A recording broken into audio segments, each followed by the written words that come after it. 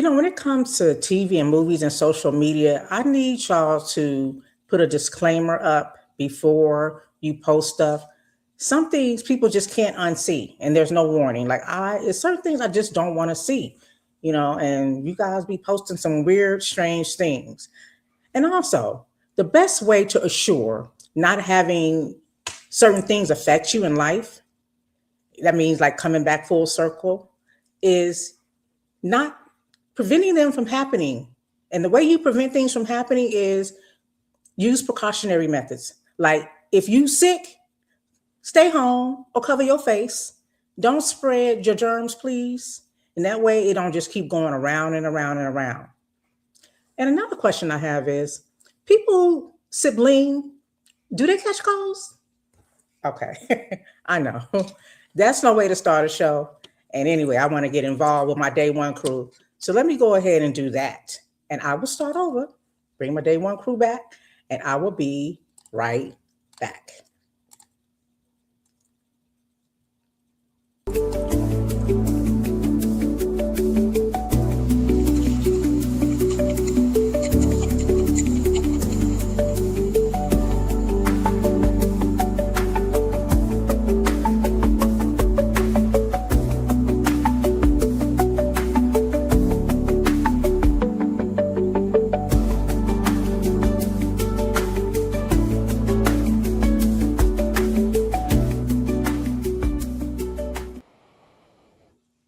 Well, hello, and welcome to In Your Ear Radio After Dark. Let's just go ahead and get involved. I hope y'all are doing good out there. I'll say, how you doing? How your mama doing? Until I want my plate back. Okay. Shout out to Cheryl Underwood. Anyway, let me go ahead and bring in my first day one.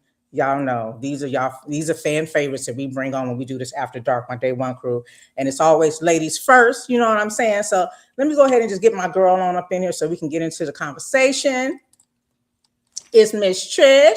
Hey.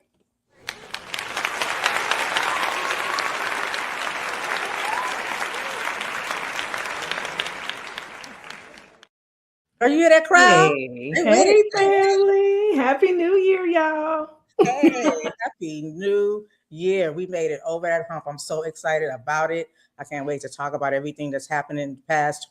Look, 2025 and was what we looking forward to in 2026, because child, it is going down. It is going down.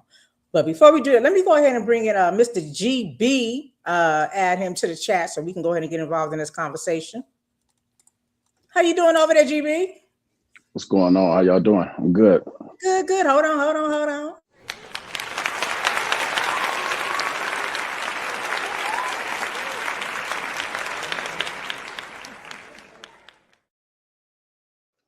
Look, the crowd is weird. Are you here?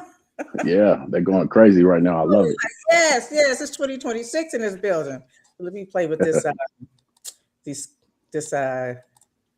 the setup a little bit. See which one y'all like.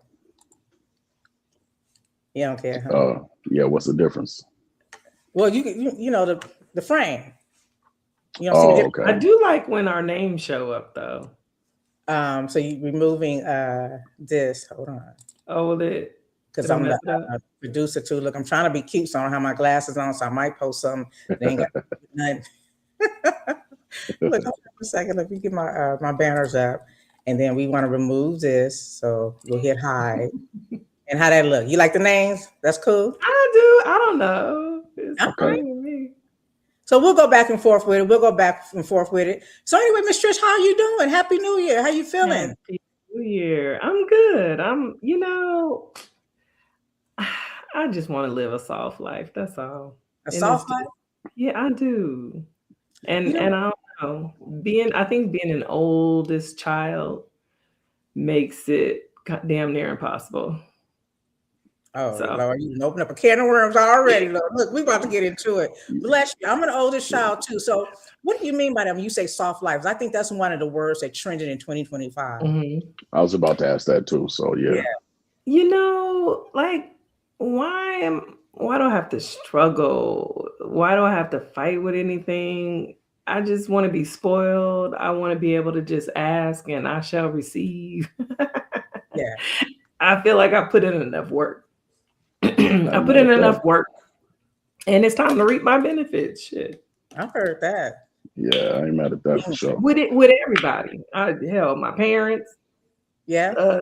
house siblings, niece, nephews, everybody. I put in a lot of work over my years. Well, they say the oldest always act like they the supervisor, the company manager, or something like that. We didn't ask for that damn job. We was voluntold. Will somebody tell them?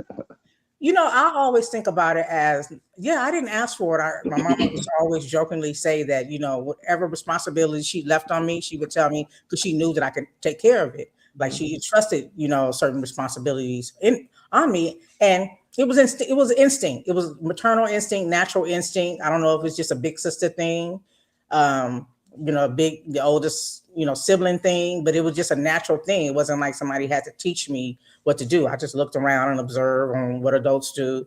And that was that. And I just, never was in my mind. Like, I guess to a certain extent, I felt like I had to set an example. Yeah.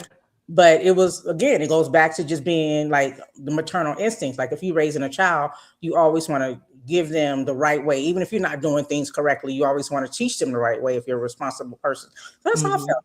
I feel about it. It's a soft life. But like, when do we get, you know what I mean? To not be that. Like, I just don't want to be that right now. You don't? Could you do that though? Could you just fall back? I want to try.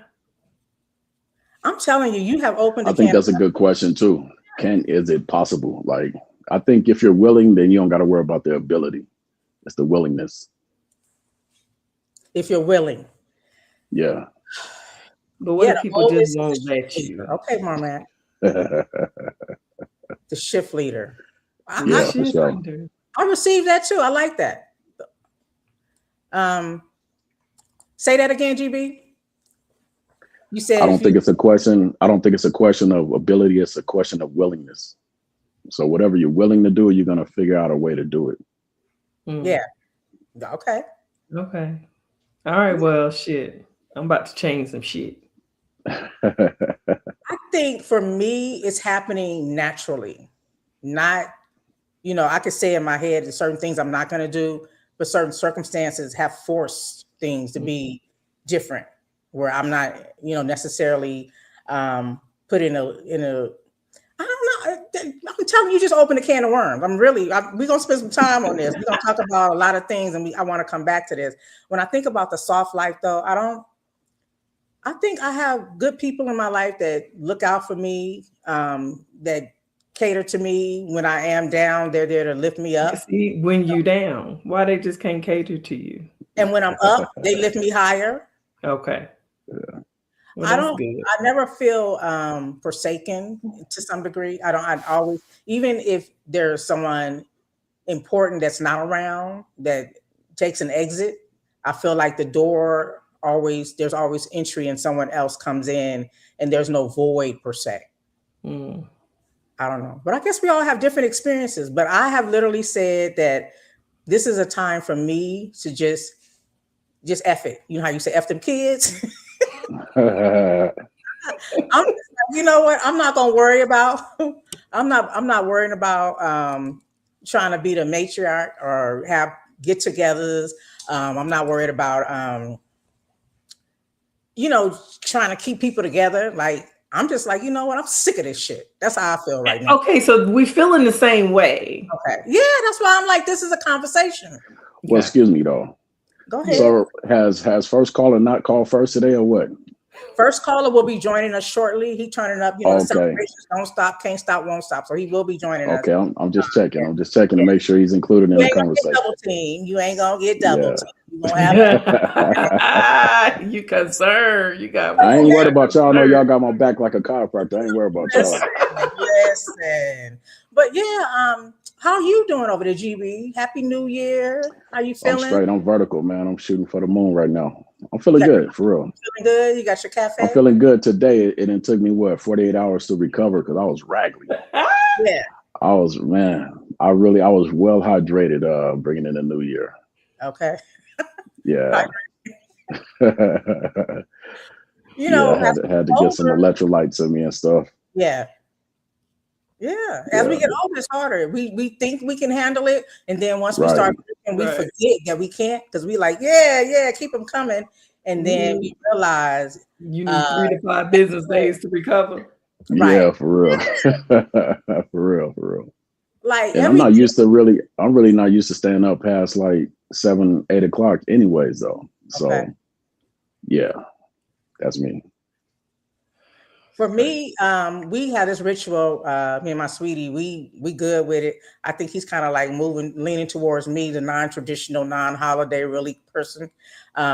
So at 9 o'clock, we count down. Happy New Year, cheers! We got our people on the Midwest, East Coast side. They turning up. They count down. It's midnight for them, so we figure we got it in. And so we at 9 o'clock. If we sleep at 9:05, that's our business. Not yours. Drink your water, okay? I might have to Right. adopt that next year. Listen, That's this funny.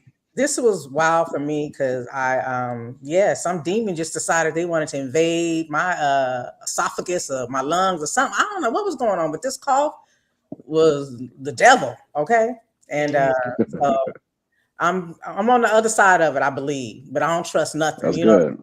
I got trust That's issues. good. I go to the ATM, trust and believe. I'm counting my money before I pull off. Absolutely.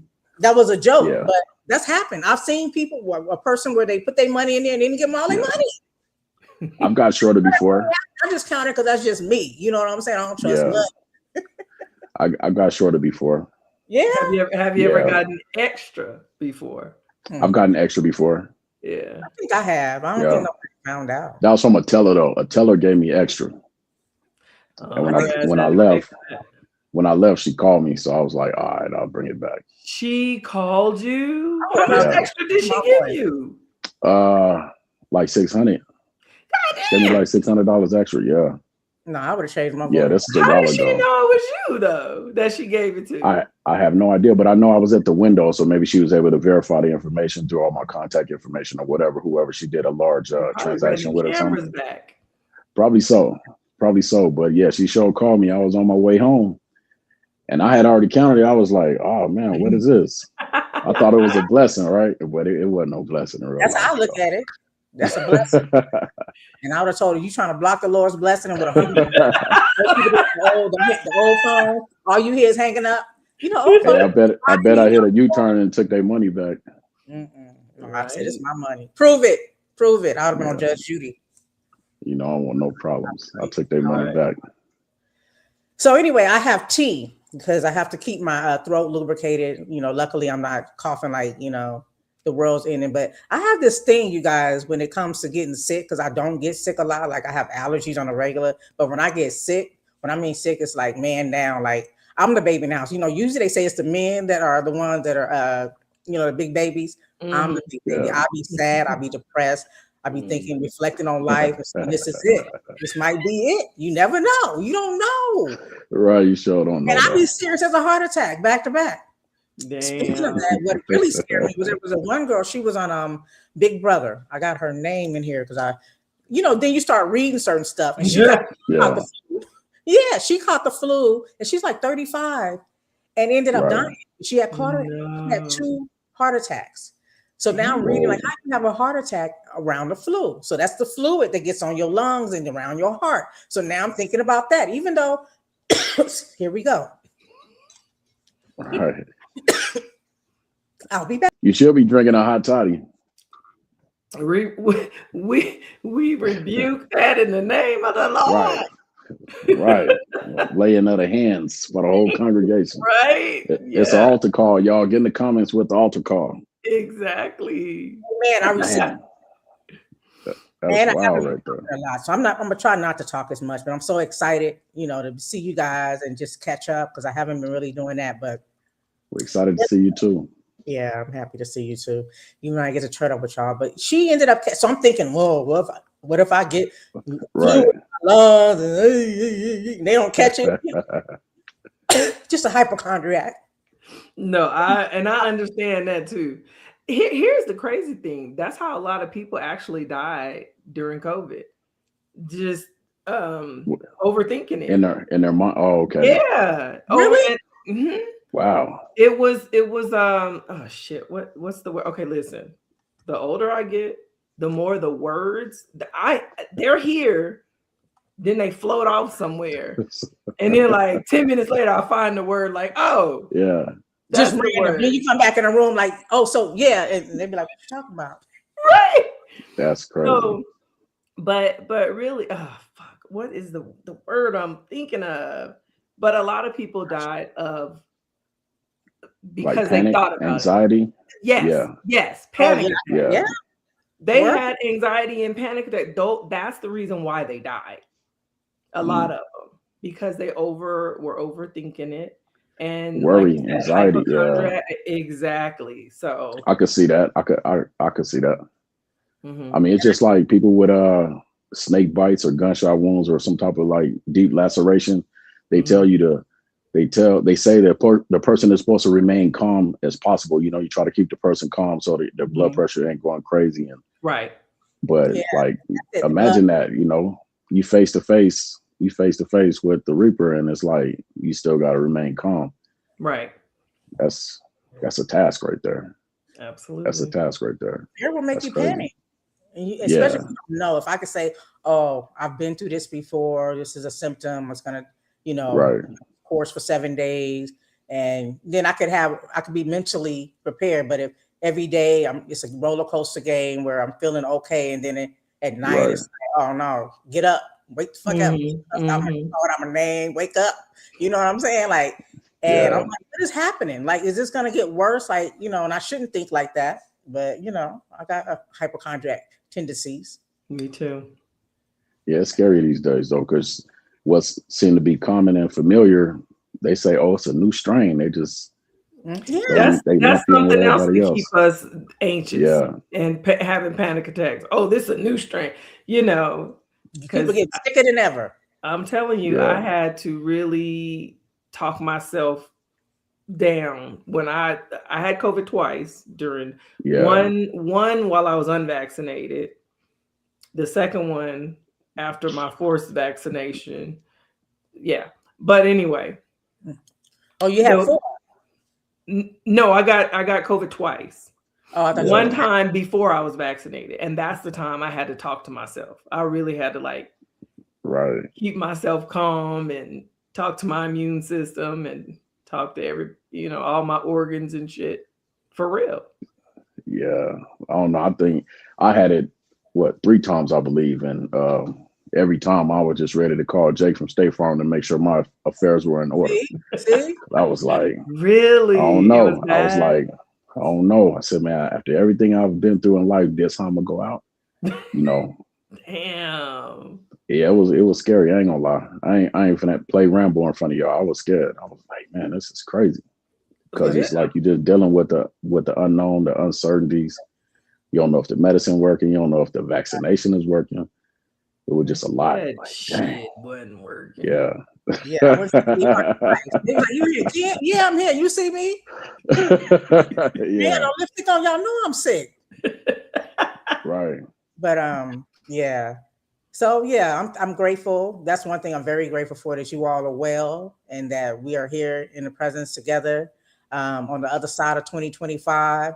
And I'm just, grateful. And I hope that whatever it was does not come back ever again in life. Right. And they don't even do COVID tests no more. Y'all know that? They said now they have to go put it on a petri dish. And so by the time they figure out what you actually have, you might be healed. So they just gonna make up some stuff. Y'all know I'm a conspiracy theorist, so I don't know why they shut the world down. I believe that they installed a whole bunch of facial recognition things during that time when we had to be in the house. Of course, but people think I'm crazy. No, and even I was hearing a few people say that they saw this stuff in the air recently in the sky. Yeah.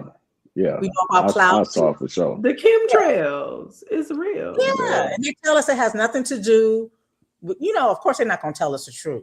And now we got the new strain. Right.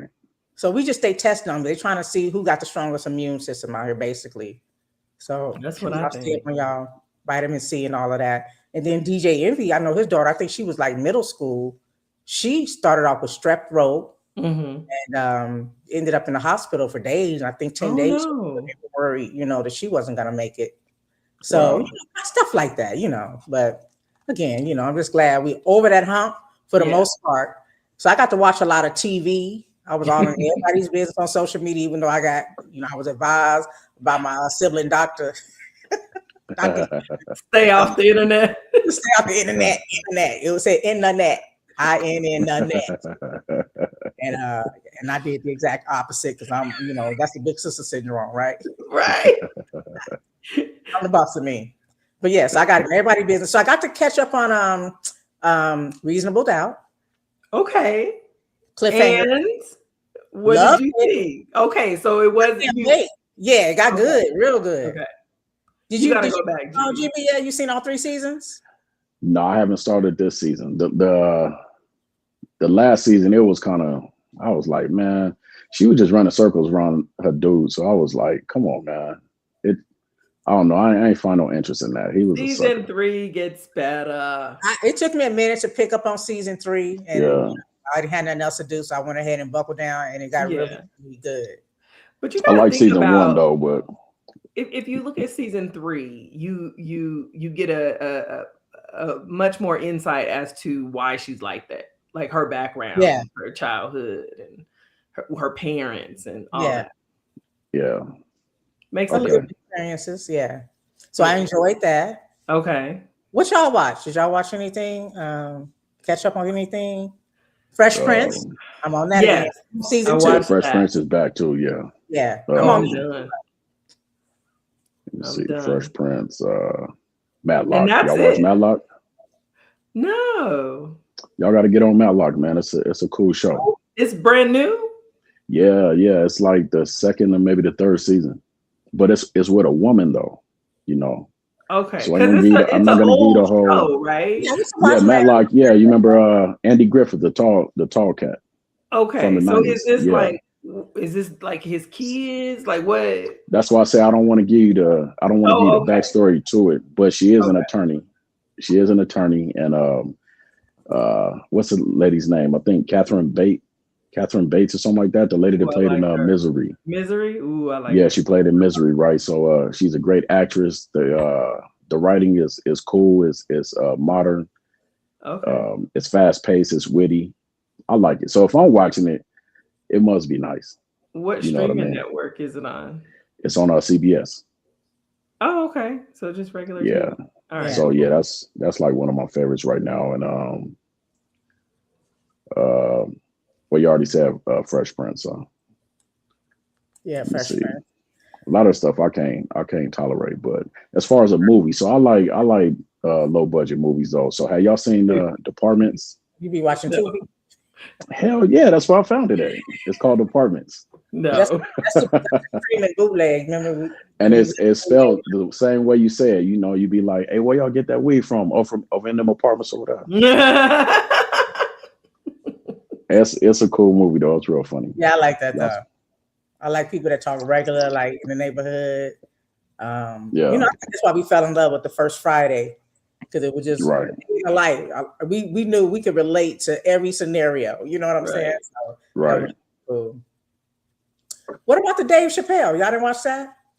I did watch the Dave Chappelle. Pure genius. Yeah. Dave Chappelle is a genius. Agreed. And he's I respect his courage though. Absolutely, because he don't even have to make it funny. Just speaking on those topics themselves, like that takes a lot of courage. Yeah. A lot of people talk that self-made stuff, but they're so afraid of being canceled. That's how you know they're not self-made. Yeah. Mm-hmm. I mean, he's a free man, and he lets it be known. I mean, he showed that back when he walked away from 50 million and went to the continent, to the motherland. Right. You know.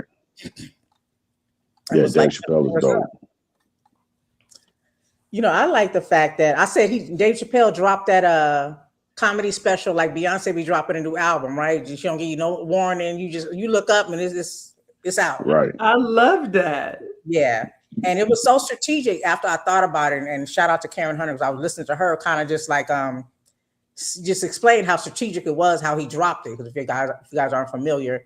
And thank you guys in the chat too for watching, listening, chime in on the conversation. Let us know what you're watching, and if you got any New Year's resolution, whatnot, and all that. But Karen Hunter show on Sirius XM, she kind of like draw it into the fact that how strategic he was. You know, he's brave, he's bold, he's unapologetic, and he's also very strategic. So he dropped this right after the Anthony Joshua fight with Jake Paul. Right after, you know what I'm saying? Unbeknownst to anybody, nobody knew it was coming out. And then kind of drilled back into the fact and tied it into the fight when she talked about the late boxer Jack Johnson in 1910 when he had that fight. Right. Dave Chappelle was explaining how the white guy, the champion here in the States, wouldn't fight him, you know, because we don't want to run. He didn't want to run the risk of getting his ass whooped by a black man. And so he had to go fight a man in Canada, the Canadian, and whoop his ass first. And so once he whooped his ass, then they had a fight, right? They went back and fought. And that was on July 4th. And, you know. How great is that? Yeah. Right. They ass on July 4th. On July 4th. Right. So he whooped his ass 10th round on July 4th. And then you go back to Anthony Joshua. I don't know. I say his name both ways. Excuse me. It's just weird to me to have two first names. Right. They both had two first names. That was my first time seeing two fighters with two first names fight. Gotcha. Oh yeah. But anyways, let's stick to the point. You know, I'll be everywhere like everybody. Yeah, I'll drift off to you. Know me. I'll forget my whole thought. I'll be like, you sure come get it back, y'all. An hour ago. Find the words like, oh, there you go. Right. So anyway, you know, you think about it. Joshua Anthony. He was saying how he wanted to take Jake Paul's soul. He did. Remember that? And so a lot of people criticize him for whooping his ass. What was it, round 5 or 6? I didn't watch the fight because I was like, ain't this an exhibition fight? I walked away from it, so I don't remember the exact round. Yeah. So I think it was a 5th round. But anyway, so he said he wanted to take his soul. And when he described what that meant, tying it back into the Jack Johnson. Okay. Take that man's soul, you know. So people was complaining about the fact that Joshua took so long to whoop him, knowing what he could, but he just wanted him to remember every punch, every beat. Right. You know what I'm saying? And so 10 rounds, because back then it was 15 rounds, right, in 1910. And so it was a slow burn, I think, for this black man to beat the shit out of that white man. But the whole part about it is that we know the next day, as I would say for me, Dave Chappelle introduced me to the history of the fact of a massacre happened the next day, because that was during the Jim Crow era, and white people needed black people to, quote unquote, putting up air quotes, stay in their place, right? So they went around killing black people after this white man got beat in the ring over a sport. To me, times haven't changed, but I just thought that was just so genius, and I appreciated Karen Hunter for drilling that back in and just tying it back in. And I just, you know, just so many things that Dave Chappelle did with that comedy special. He's brilliant, and I have a great respect for comedians. I'm not a comedian. I don't aspire to be one, but I've tested it out once because I just wanted to. It was in my system. You know what I'm saying? You know I'm silly. Tell a joke. It's gonna be some fun. We gonna laugh. You're gonna be around. We gonna laugh. But so I can respect the timing and the skill set that it takes to deliver something like that. And an hour special is a long time, like as a comedian to iron it out. But some of the things that stood out for me, again, just talking about Jack Johnson, is, you know, he had the audacity. Remember, he was saying how he got pulled over, urban legend, where he was on a highway and they pulled him over and gave him a $200 ticket. And they said that was real expensive back then, right? And so he gave him $4 because he said he was going to be coming back that way. He only, you know, he did the white women because, you know, just he antagonized them. And I was just loving how he drilled in. I love the Falcon story, even how he poked at the I was wondering how that was going. That was funny. I'm gonna do it again. You know what I'm saying? Like, that was funny. And then he showed the actual footage at the end. Like, if you stayed and watched all the way at the end, he showed the actual Falcon. Amazing. He showed the Falcon with the hood on his head and everything. That was funny, man. So sentimental. I thought it was, I thought it was interesting how he also tied it into like current events and the trial that was going on with taking people across state line just to do grown-up stuff. You know what I mean? So I was like, I didn't even consider that part. I was just looking at all the money as far as him suing people and things like that, but they came up with anything. they came up with anything. They say, oh, you did this across state line, this and that, and that's a federal charge, Yeah. which is crazy. Yeah. So Even the history of it, remember? Because he talks about how they came up with the hip hop police on account of Bad Boy and was it Death Row? Them two. So that's the history of the birth of the hip hop police. Yeah, the hip hop police. They was doing too much in the 90s. And they had too much money and they had too many criminals with them. You know, like known. They was doing documented. Exactly the American way. Right. But you know, for us, you know, you can't be good. You got to be the best at getting away with it. You know. And then when you the best, they come up with laws. Right. I mean, you take that back to the Black Panther. They walked around with their guns, and then the governor at that time, Reagan, who became our president, came up with an open carry law, didn't he? In the state of California. Like if we ever do something that's effective, that seems to be a threat to them, they're gonna make a law to make sure that. So that's just history. It's crazy. Yeah, nothing new. So what's your takeaway? How do you feel about him Dave Chappelle not being mad at Diddy? I don't think he thinks that what he did is right, but I just think he chooses not to be mad at him about it. I mean, I think he kind of staying out of it, which I think a lot of people are staying out of it. That knew Diddy and been to Diddy's house and the whole 9 yards, they may not have participated in all the shenanigans, but they choose to lay low. I don't feel a way about that. I don't think he was involved in the baby oil shenanigans. Dave. Well, not. He said that's why a security slip. I was about to say that. Exactly. That shit was so fucking funny when he said that. That was funny, man. Nuts. No, I don't think he's ever been to any of the parties where all that was going on. I mean, I think he's been there, but you know, everybody says there's a certain time when you know you should leave. So I think he probably left before things really heated up and got started, you know? Right. So, and then I think it's a level of integrity that you got to have with yourself, not to be not to contradict yourself, not to be a hypocrite. Yeah. To know that, like you said, to be aware of certain stuff, even certain stuff that you knew that was all the way wrong, besides it being immoral, as you know, as far as a person's sexual preference, but just to know that, oh man, hold on, that might not be right anyways. And to know, okay, I was there, I was around that. I may not have participated, but I had knowledge of it, you know, but I'm gonna keep my peace because ain't nobody talking about my business. You know what I mean? So, and he, like y'all was saying, he just chose, I'm not gonna throw stones because I know that I was out and about too, and I ain't gonna act like a lot of people who all of a sudden they drew a line in the sand when the media get involved. They draw a line in the sand and say, "Oh, that's just so bad. That's terrible. That's this, that." Like a lot of the people that did music with Robert Kelly, you know.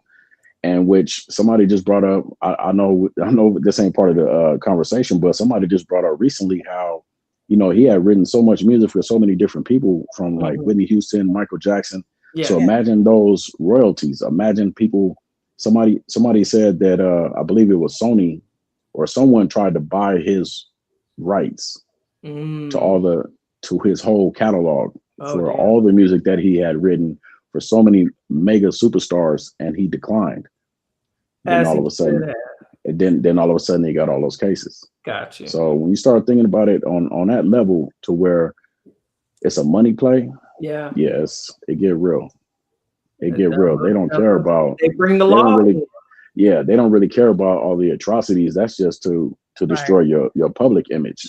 You know. Yeah. But they definitely want to break you though. They want to break you financially. So that's crazy. But I respect Dave Chappelle for not trying to. Not necessarily making light of it, but just not trying to bash somebody he knows for a fact he had a business relationship with, or he had interactions with. So he don't want to be a hypocrite about it. And I forgot that he had helped him on the stage and got the dude off. Yeah. I forgot that was him. I didn't know. Yeah. I remember when he said it, I was like, that sure was, but he said the security was slipping on the baby. He said, then the baby oil. That was funny, man. I feel him on that. He feel like that man saved his life, but look, he didn't go around the fact that he admonished him for his behavior. You know what I'm saying? So I respect that. I like the way he came with that, but just tying it back to also just thinking about the boxer, how they went in and started killing people right after that man beat that white man's ass. It reminds me. So after that, if you guys don't remember, I did a show about this years ago when I first started talking about The Birth of a Nation. I interviewed my cousin who was actually in the movie The Birth of a Nation in 2016, talking about Nat Turner. But after this fight in 1910, this actual fight was like the most watched thing historically up until Birth of a Nation, which that was aired at the White House.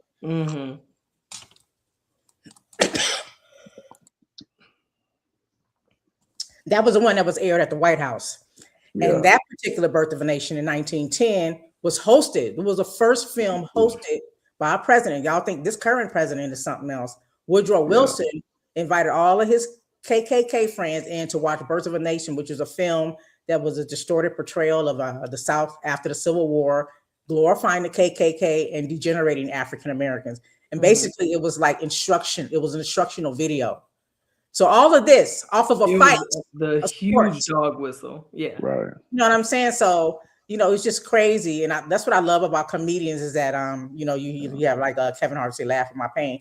A lot of comedians come from an angle of truth telling, and they come from a place of sometimes it's, a dark place. And we get an opportunity to laugh at it because, you got to laugh to keep them crying sometimes, right?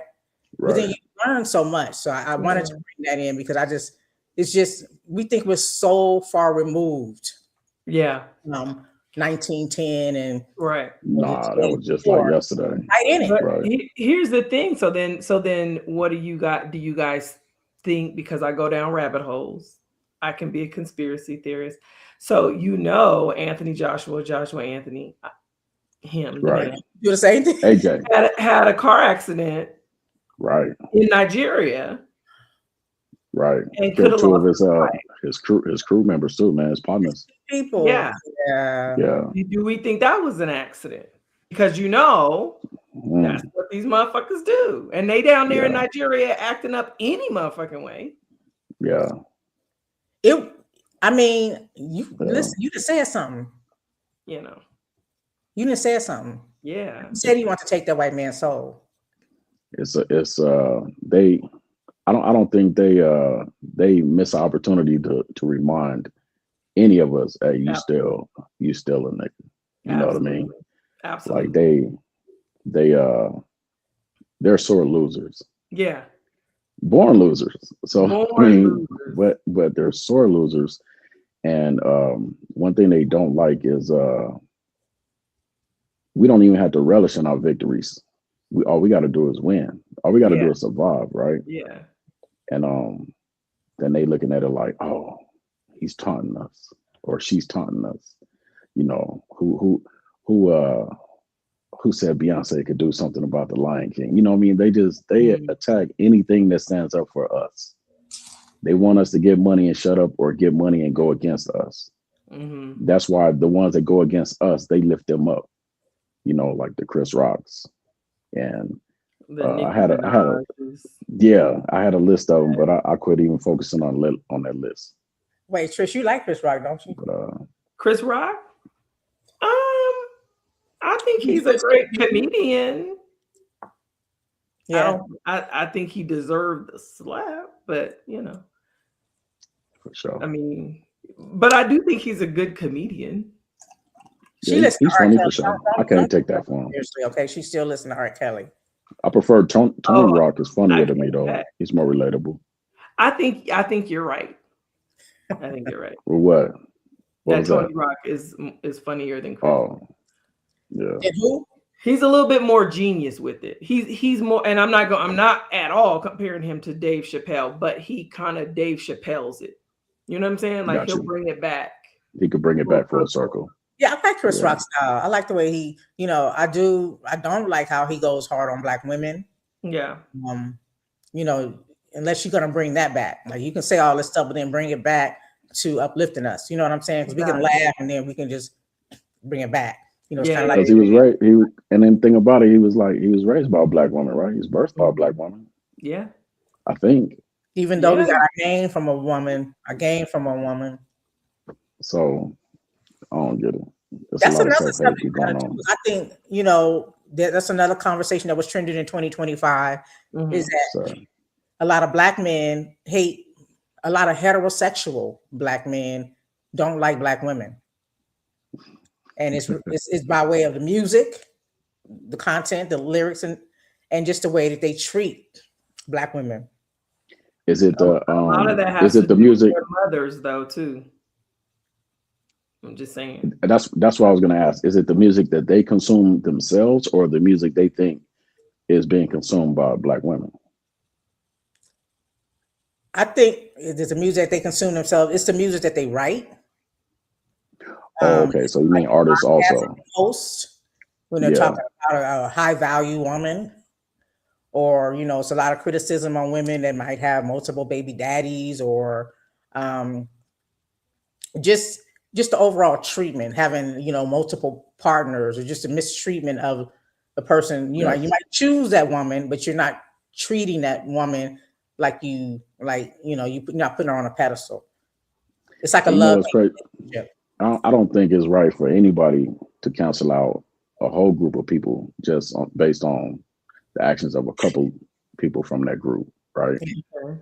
But I think, and you can get your swear jar together, but any nigga that's hating on black women, man, he's a bitch ass nigga.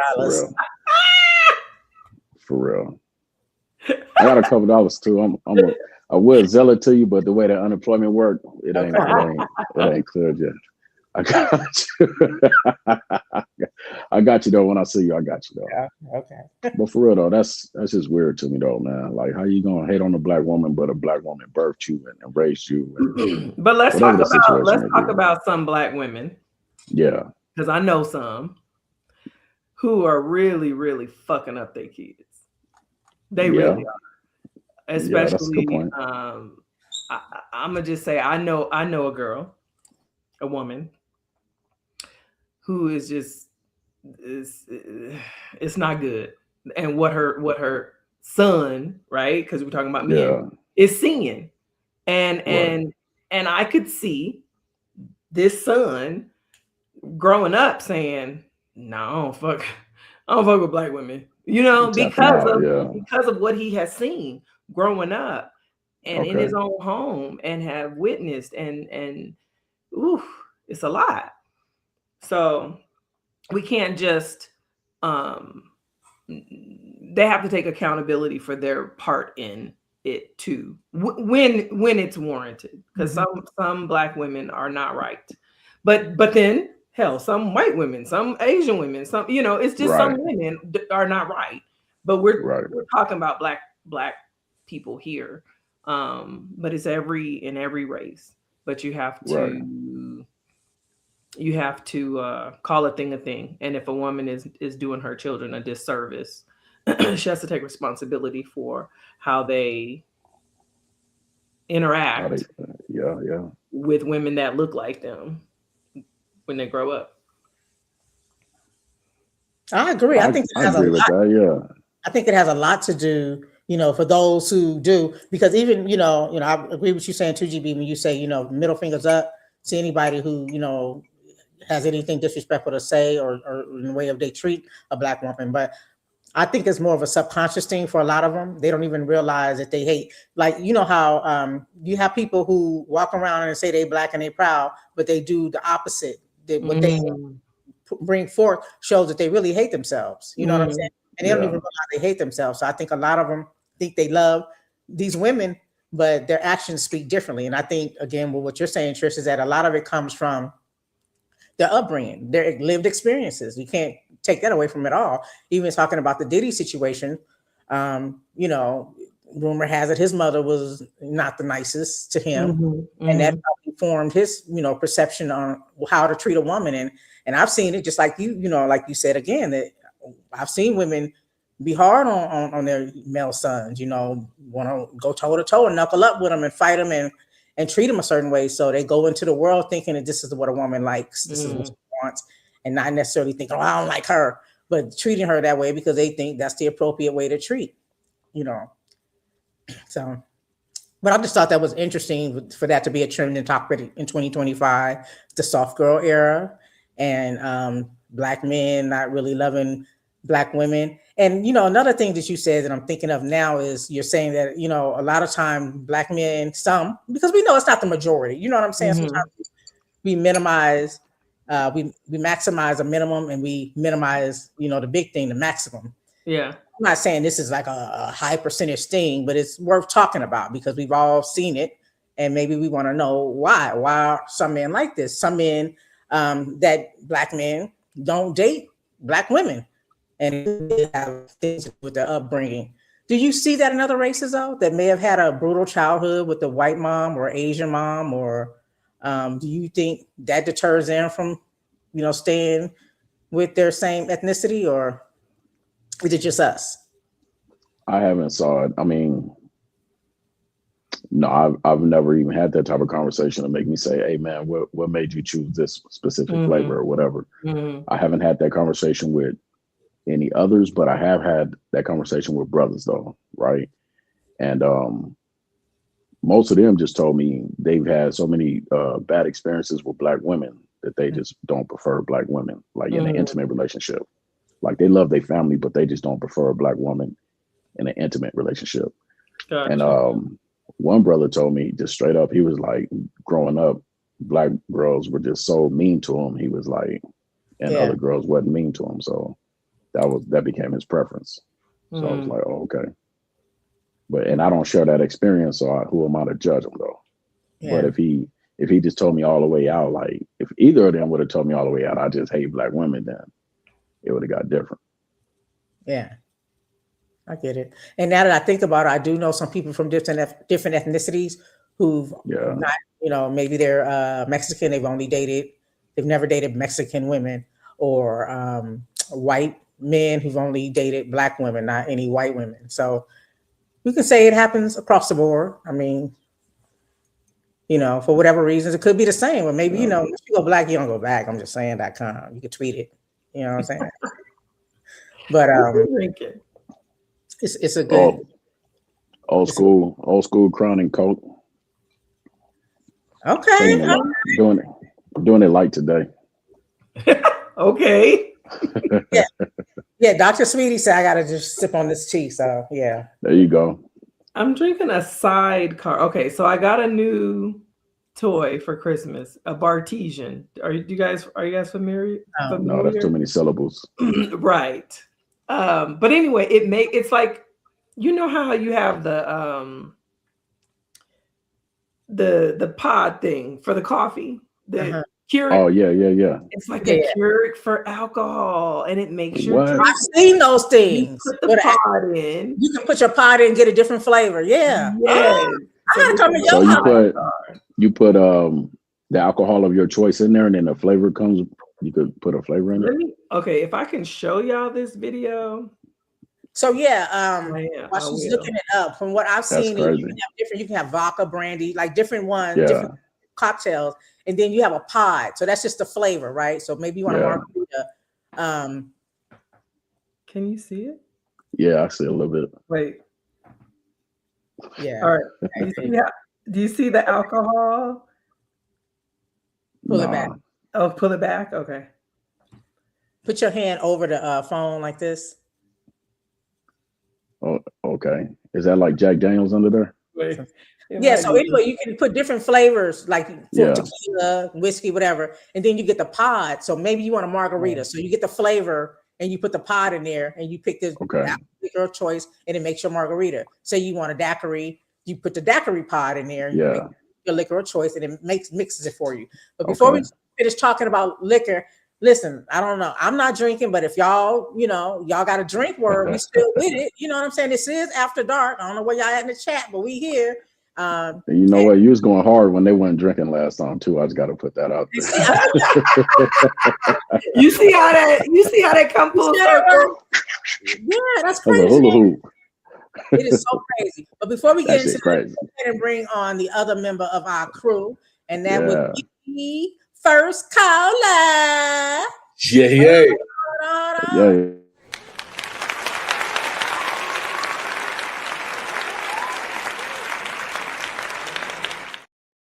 Sound like they was waiting on you. They was like, "Where he at? Where he at?" And look, that's a hell of a segue because when I wasn't drinking last time, I got my back again. We did. Remember, we were in the same boat, and she went in on us. So I know, right? So I'm gonna stop teasing folks. That's what I'm gonna do. I'm gonna stop teasing folks. Hey, how you doing, man? I'm good. How y'all? Man, happy New Year, bro. Happy New Year. Likewise.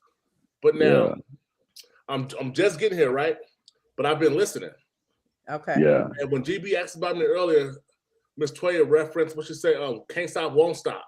That's a bad reference nowadays. That's that Diddy. I was like, whoa. I appreciate it, but that's that Diddy. He said no Diddy. No Diddy. How y'all doing? What did he say? No doubt. Let's go. How's everybody New Year? Oh, straight, man. Good. Yeah. I'm sure you heard your girl is over here recovering, grateful to be on the other side of whatever this is.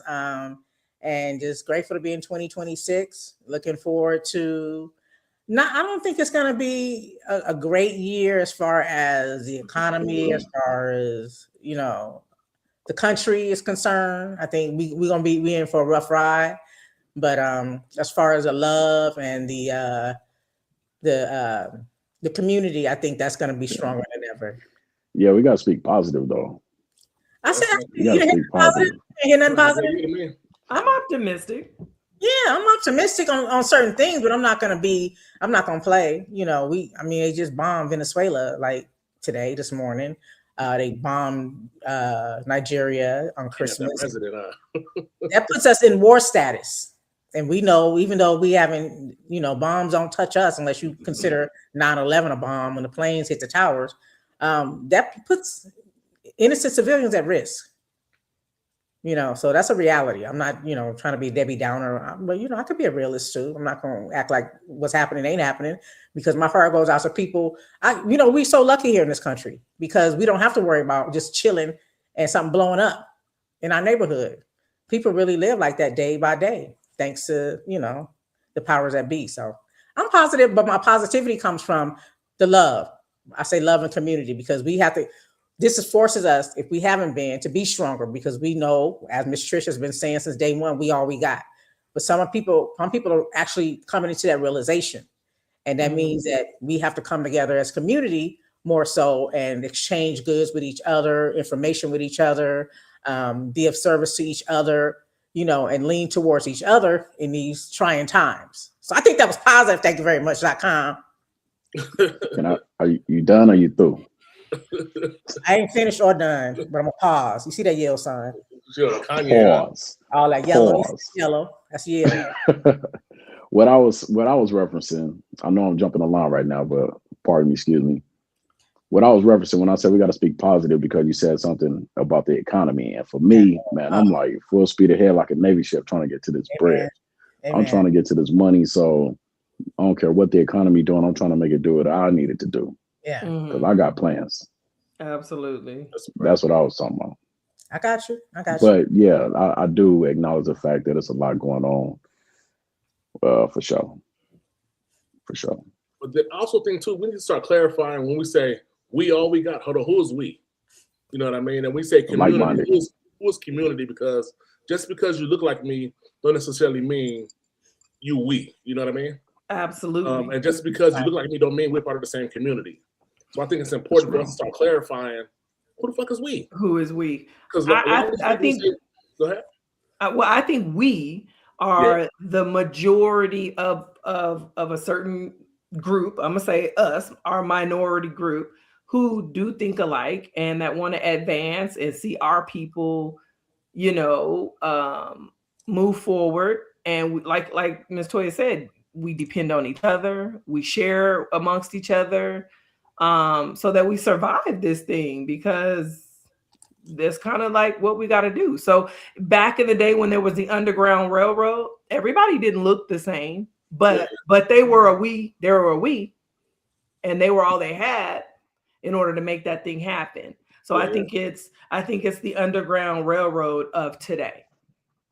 I dig it. And there's Black people in it. There's Mexican people in it. There's a few white people in it. There's all kinds in it. Yeah, right. But we are all we got. The Underground Railroad. I dig it. So I guess, like, I only ask that question because me personally, I have a hard time subscribing to tribalism. You know what I mean? Or subscribing to group think. I think anytime we subscribe to group think, inevitably we've been took down one way or the other. Whether it's been an infiltrator, be a COINTELPRO, whether it's been somebody who looked like me, act as if they subscribed to the way we thought because they knew, and in reality they was working for the haters. You know what I mean? Mm-hmm. Right. So I'm careful when I give myself to a particular group. You know what I mean? So I'm not quick to say. We got to be careful. Yeah. Excuse me. I think we got to be mindful of who we allow in our circle too, and who we have certain conversations with. You know, I don't bring squares in my circle, man. You know what I mean? Yeah. I somebody walk up, they got a different type of energy. I talk about the Lakers. Right. Yeah. You know what I mean? Hey, we could talk ESPN all day, but I ain't finna tell you my plans. Right. You know.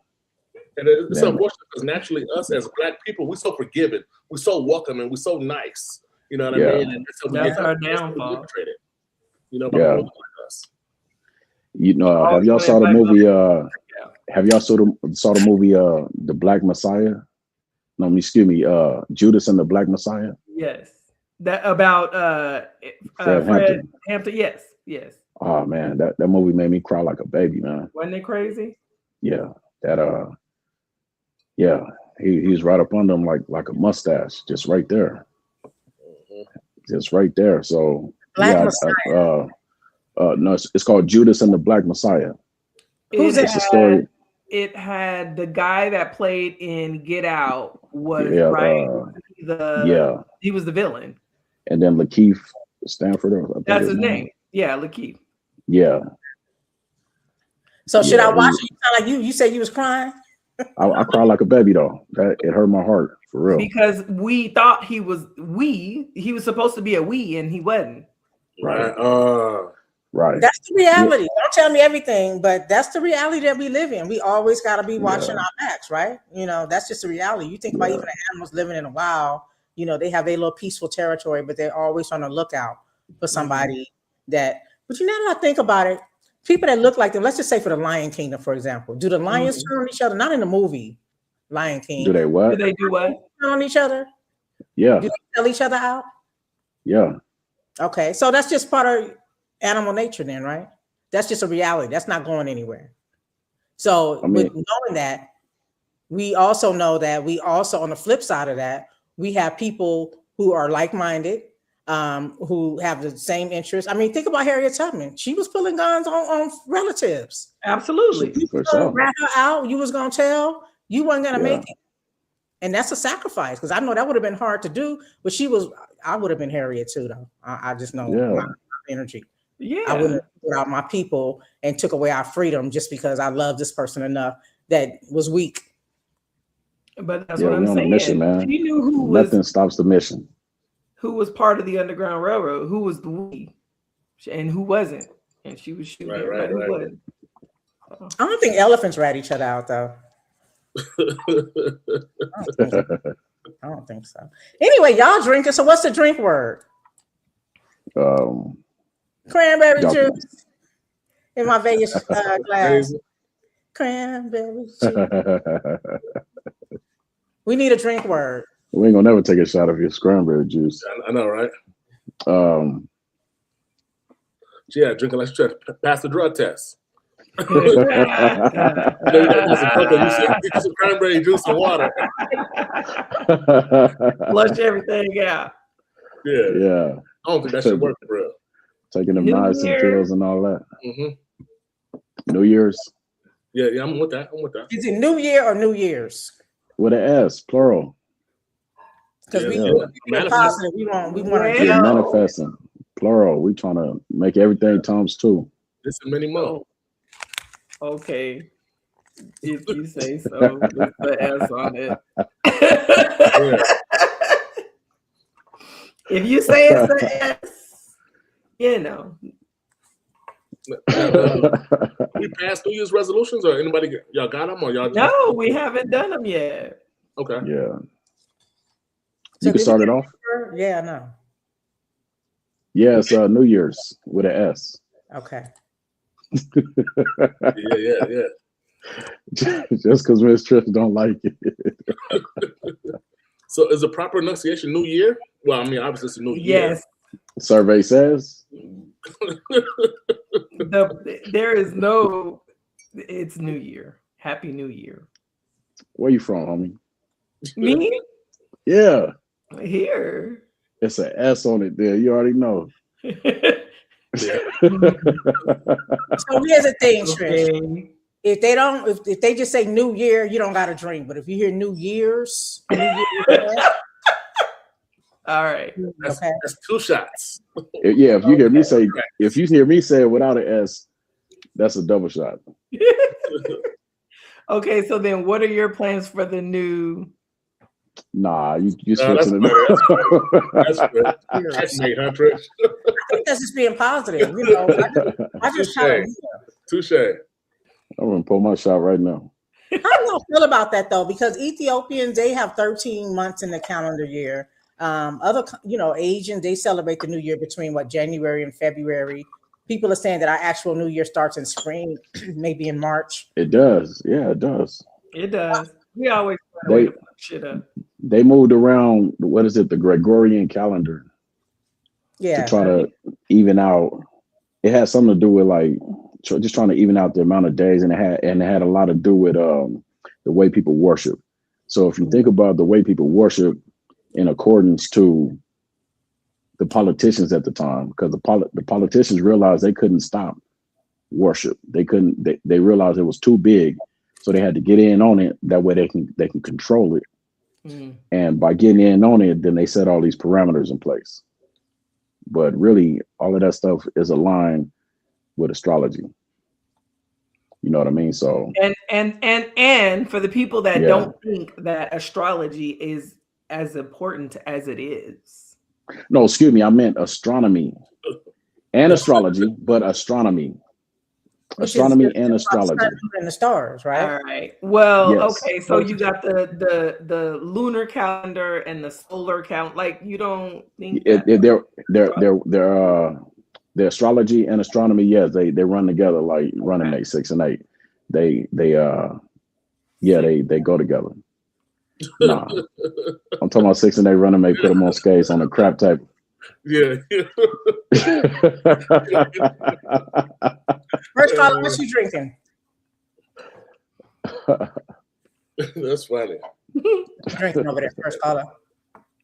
Me, I'm drinking some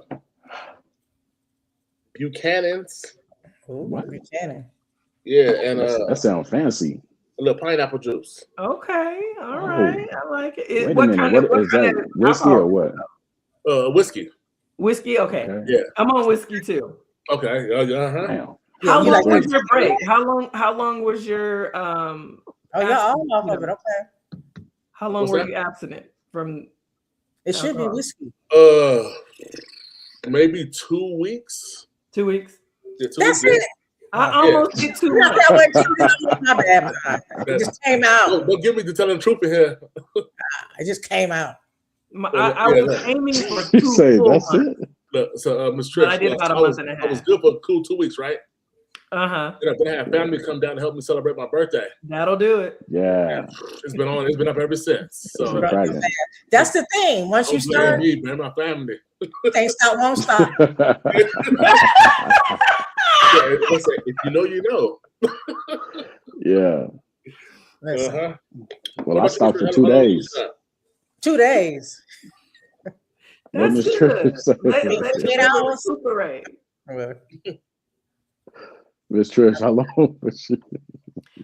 I abstained for about a month and a half. Oh man, damn. Yeah. So what were the benefits? Did you Wait. feel any different? What was the advantages of stopping for a month and a half? I lost some weight. Okay, all right. Nice. That was number one. Yeah. 2, I had more vivid dreams. My dreams are a lot more vivid. Drank a lot more water, so I was more clear-headed. So yeah. Okay. it's definitely something to do if y'all could do it. Yeah, nice. Yeah. And not to mention, I would imagine you get a little buzz a little quicker now, huh? Because your tolerance isn't as high. Oh my God! Right. The first time I drank, it was. Turned down. I think somebody had got. I think somebody had got me on video. All on the video. Oh, cussing motherfuckers out. Yeah, I got some blackmail for her. I think I was cussing people out. That was funny too. Listen, that's what you do. Hey, I seen the video, nigga. That's my favorite movie, Minister Society. That's one of my. I was watching that today. I was watching that today too. Were you? I love it. Hell yeah, I could watch that every day. Every day. Hey, Genuinely Poised. Thank you for joining us in the chat. And for all of you others who are watching live on Facebook and YouTube, we appreciate y'all sharing in the conversation. We talked about so much. We're going to circle back to that soft girl era because I know Miss Trish said that's what she's working on this year. Just falling back. She wants somebody to pick up, and lift her up. Not just when she down, but when she up, lift her even higher. She tired of being a big sister and always having to be in the lead and, be the the starter. And I get it. I feel on that. We also talked about, what else we talked about, y'all? We talked about this virus going around. We talked about the Dave Chappelle. That was, I enjoyed that a lot. I enjoyed that. Yeah, First Caller, did you check that out? I did. I watched it like, 3 in the morning, a couple weeks ago, or I think the same night of the fight. Yeah. Oh, okay. What's that? But what did you think about it? I thought it was dope. I thought it was Dave Chappelle being Dave Chappelle. You know what I mean? I love the fact that he can get his shit off without being canceled. He say what he want to say. He stands on it. And when you my comedian to stand on business. You know what I mean? Don't talk shit to hide it in a joke and then say I was joking or apologize later. Mm-hmm. I like and apologize, right? To be intellectual, be funny. Sometimes hide the medicine in the candy, so to speak. You know what I mean? Right. Yeah. I want him to tell the truth, but being funny. Yeah. Or give us opinion on current events, but being funny. So I love Dave Chappelle for that. Yeah. For sure. I can appreciate Dave Chappelle for that. Yeah. Speaking of being canceled, I know somebody said that you can't really be canceled per se. I forgot how it goes, but it's basically, people can say what they want to say, but I think people just go into go tuck their tail once it's trending and whatever negative things they want to say about people. I think they kind of cancel out themselves. I mean, we could stop buying their music, right? I guess that would cancel them. Well, if the sponsors drop you, then that's a way. You know what I mean? Like if you have all these sponsors, and so you're literally dependent on those checks. Yeah. And they they put that carpet from up under you, then it's like a house of cards at that point. Yeah. Let's see. I also think it depends on the nature of your job too. Mm. You know what I mean? Like if you're a musician who has Sony backing you, you're cancelable. But if you're an independent artist, not so much. You know what I mean? Right. Or if you work at, I don't know, Walmart or something like that, then obviously you can be canceled because Walmart ultimately cut your checks. Right. Right. But I mean, yeah, you can. Right. I mean, blacklisted. It can make it hard for you to get a job anywhere else because when you go use Walmart as a reference, they'd be like, "Nah, don't hire him. He's still." You know what I'm saying? Well, think about Monique. Okay. Yeah. Did she get canceled and blackballed? They tried to blackball her for sure. They tried. So have you seen her in anything? But I mean, I guess Netflix gave her I can't say gave her. She negotiated with Netflix. They came to terms, and she put out a special. I believe it was last year, maybe the year prior. I actually did see it. I saw it. Yeah, and I think with Monique, that's her fault. Because you remember when Monique was she was at the height of her game, she like, fuck you skinny bitches. Skinny bitches ain't shit. Then she went and got skinny. Right? I think she was trying to get skinny. I think some people just big boned it. Right. I mean, but I thought she actually tried to get skinny, like took her health serious, which is fine, which is cool. You know what I mean? It but is. She wasn't as funny, and I think nowadays, right? Instead of waiting on your Netflix, why not pick up your phone and go live, or go to YouTube? Yeah. You know, stop relying on these corporations to cut you the check. I mean, you could go on YouTube, get X amount of views, and get a check. Yeah. And now you're independent. You know. That's how I think Ali. I don't know. Yes. Ali Sadiq, yeah. I'm gonna watch the special too. Yeah, he's funny, man. And then you say what you want to say, and solely your fans are the ones who support you. Mm-hmm. Yeah, I think what got her too, what her issue, her biggest issue with Netflix at the time was like not only the wage gap, but the wage gender gap, if that's how you say it, but also the racial gender wage gap also. You know what I mean? Because you get like what's her name, Melissa McCarthy, and they'll throw her like 50 million and 2 specials and try to offer Monique like 5 million and 20 minutes on stage. You know, right. And I'm of course I'm exaggerating the numbers, but you know, for someone who's as decorated as her, yeah, she should be able to demand top notch and get that. You know. Mm-hmm. But I do understand what you're saying as far as like just, you know, grab by the horns and be more independent, you know, do what you can while you can. Yeah. Because the internet is still free. So what do you think about her daddy? Which one? Her husband or her wife? All right, so for me that ain't right. So for me that's can I take that real quick? Please do. For me, I ain't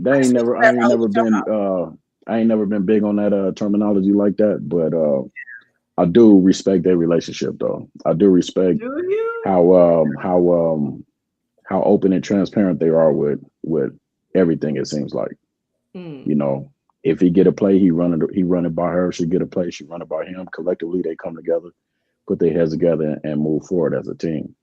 Mm-hmm. And because what I don't like is for somebody to come and whisper in one person's ear and say, "Oh, you know, my receptionist, you know, she's gonna keep this person occupied, and I'm gonna go over here." It's the whole divide and conquer. And then now the manager didn't got her out the office, and she come back and tell her husband what's going on.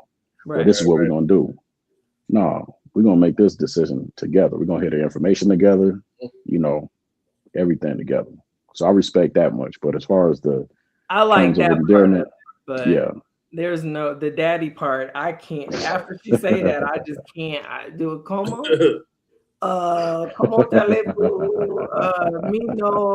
speaker. Yeah. Save that for the bedroom, maybe. Right. Yes. Please do it. I gotta respect it though, because as long as they've been together, you never heard about no domestic violence. He ran off with the money. No lawyer issues. I mean, looking at people like Wendy Williams. Her husband went off and had a baby on her, and they got to split the money now. You know what I mean? The whole empire. She's crazy. You know, so for Monique and her husband, they got a tight bond. So I gotta respect them, whether she calling him daddy or whatever she call him. Right. I respect the hustle. I respect his hustle for sure. Yeah. Now you said what you respect his hustle. Yeah. My point made. I'm saying that just sounds ancestral-ish. Now there's a lady named Dr. Heavenly on Married to Medicine. She calls her husband daddy too, but she has a backstory. Dr. Heavenly on Married to Medicine, the reality show. Okay. She calls her husband daddy, but she says that comes from them having 3 kids. And so in the house, it was daddy, go ask daddy, like you say, go ask mama. And so that just became his nickname, daddy. So she just says it. I could go with that, even though it sounds weird. I could go with that. The backstory. Keep it at home, though. Understand? Yeah. What should Monique call her husband? Honey, boo, baby, babe. Okay, now as a man, as her husband, I wouldn't like that, because Monique, as an old school woman, she call everybody baby. Baby, she does. Now that's we mad about daddy, but baby is kind of pedophilish now. I'm just saying, as your husband, I'm a little higher than just baby, pass me that syrup, because we're at a cafe. And when she's doing the interview, she's like, baby, ask me a better question. Hold on. I'm your husband, so if you call me daddy, daddy is obviously putting me here. And baby and everybody else is here. So I take it. I respect it. That's a good point. I respect it. I respect this hustle. You respect this. Now we back to the hustling. Say every Tina need a Ike. Yeah, hey, look, come on. Well, it's either daddy be incestualist or baby and be pedophile-ish. Which one? Well, just call his ass Sydney then. Yeah. I like the way you just broke that down though, with the you know, it gotta be some type of separation. I didn't look at the baby part like that, but yeah, I do agree. It does have to be some type of discernment with the separation. Right. And that's for Monique in particular, because we all know when she do interviews, she call everybody baby. Baby and honey and all that. Yeah. I mean, I used to have conversations with strangers and they'd be like, honey and sweetie, and I would hang up and be like, I need a shower. Like, I feel so dirty. Like, just call me by my name. All that honey, sweetie, thank you, baby. I mean, I know people, it's a form of affection or, you know. It depends on who it is for me. If it's a stranger. If it's a stranger, but if it's I say baby, older black woman that I consider babies. I see her as like my grandma, and I'm gonna take it. I'm gonna receive. You know, and then and I understand that too. But like, say for instance, you're interacting with a bartender. Like for me, for an example, I'm interacting with a bartender who's a woman, or a cocktail waitress who's a woman. I'm sitting at the dice table. She trying to get an extra tip. She might call me, hey, okay, baby, what else you say you want that double shot Hennessy? Yep, keep it cracking. I know she's just trying to get her tip. So she's so used to saying it, she's hustling. Yes. She hustling. So she's so used to saying it, she don't mean it in that type of she don't mean it like that. She don't know me. She called she didn't say baby 12 times walking around this table. Trying to get her money. Man is saying it to a woman and somebody you might be sitting with, it's okay too, baby. You need anything else, baby? That's good. And this is why if you need something else, that's good. Hold on, what was that? If the man is saying it to your significant other, baby, you good?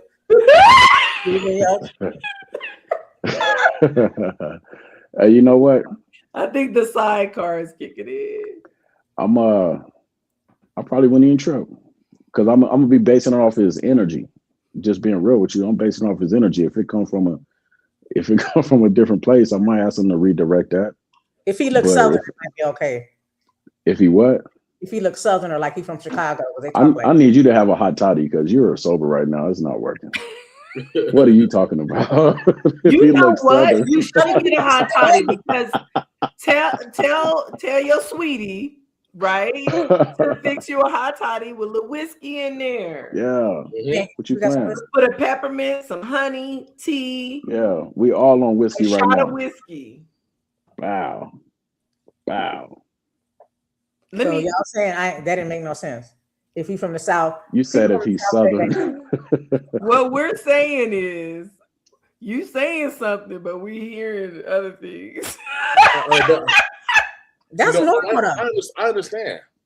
I do understand what you're saying, but it be y'all hardly ever agree with me. What's different now?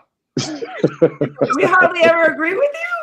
No, that's not true. Nobody don't agree with me either, but I keep it moving. Yeah, we all just share our thoughts. Yeah. All right, well, let's give our thoughts. The first caller said he understands. So explain to them what I just said. Since you got I understand, because you know the whole Southern hospitality thing, right? Most men from the South greet women as baby and all that good stuff, right? That's what I'm assuming, right? Yeah. But now my question is, if he greet my old lady as baby, are we on the West Coast or lady? That's another one too. Yeah, because West Coast is gonna sound seductive. It's gonna be like, baby. It's gonna that's what I'm saying. So they put a little something on there. The West Coast vernacular, they put a little extra on there. Right. And for me, it may have to be based on more where you at versus where you're from. Sound like sugar free when they say baby on the West Coast. Right. And that's why I say I just go off the energy. I just go off the whole interaction. I know when somebody trying to pop their piece, it's not game recognized game, and it's all unacceptable, man. Deion Sanders. Right. For real. So I think that. Yeah. I mean, you know, if you get chose with your mouth closed, that's what you're doing. But yeah, man, that's minor, man. That's small things to a giant. All right. Well, she can call him baby out. I mean, daddy all she wants. That's her husband. I'm gonna leave her alone. Yeah, we used to it by now. It still sounds awkward. I'm not. I still want to throw up every time I hear it. Yeah, you don't like it. She ain't feeling it. No, like it just sounds like she wants to be a little girl. But what should she say? Like back to what first caller said. What should she say? My husband, Sydney. That mess up the hustle part. a little bit, but but Sydney, you can't call me Sydney like you're a bill collector or why? Because that's a lady name. What? That too. Okay, so what was y'all calling Puff in the 90s? Hey, I was all the way back. I was all the way West Coast Death Row, so you know what I was calling them. We were calling that motherfucker Puff. I'm sorry. I wasn't. I was set tripping. I ain't gonna lie to y'all. No, the East Coast, West Coast was a real thing. So yeah, we was calling him all kinds of shit. That was quite an era, and we actually lived through that history. Amazing, and it caused people that didn't have nothing to do with what was going on at that time to become foes. Ain't that crazy? Yeah. Right. But was that really surprising to you guys, though, that he had that relationship with the Crips in California? Did you guys all watch the documentary? Yeah. Did that surprise y'all? It didn't really surprise. I thought it was a good idea. It was crafty. I always knew he was the type. Okay, I don't know. I don't know anybody involved, but I'm gonna just say I always felt like he was the type to throw rocks and hide his hands because he felt like he had the image, he had the media on his side. So he felt like if he can keep all his dirt hidden, all the focus is on Suge and what Suge got going on because he's more in the open with everything. Yeah. Suge ain't hiding nothing. You know, Puff, he get on stage, he's apologetic for everything. You know, we just want peace and this and that. Right. While he got his hitman waiting to ride, you know. Right. Can you be mad at it? No, it's genius. You know, we just all about peace, but he got things going over here in Compton. So I'm pissed off that it made me actually like Suge more. You realize he wasn't that bad after all. That bad. That's what I came away. That was one of my takeaways. It depends on who you ask, though. Really, it depends on who you ask. But I think it also showed how naive Diddy was to the West Coast culture. You know what I mean? I think he could have done a lot more without pursuing that route. East Coast is supposed to be the Mecca, right? You could have stayed home. Mm-hmm. You know, you didn't have to travel here in the 90s. You know what I mean? The 90s wasn't making or breaking who you was as an artist. Or excuse me, the West Coast wasn't breaking or making who you was as an artist in the 90s. He didn't like Tupac. He didn't like all that recognition. Yeah, exactly. And that's why. And business aspect, he needed. I think he was infatuated with him. Yeah. Me too. He wanted to put some baby oil on him. He said, "I don't see mom." Oh shit! little baby oil. Go on and sing it, Trish. That's funny. I'm a man, Damon. I am a boy. Yeah, I'm a boy. That's funny. Hey, y'all crazy, man. Speaking of people who got cancer, y'all remember Arsenio Hall on this day? He debuted his show, the Arsenio Hall show. Oh, really? 1989. Yeah. That was January 3rd, 89. That long finger, he had the longest finger. Shout out to Living Color because they used to do a skit, and that finger used to be like 12 inches.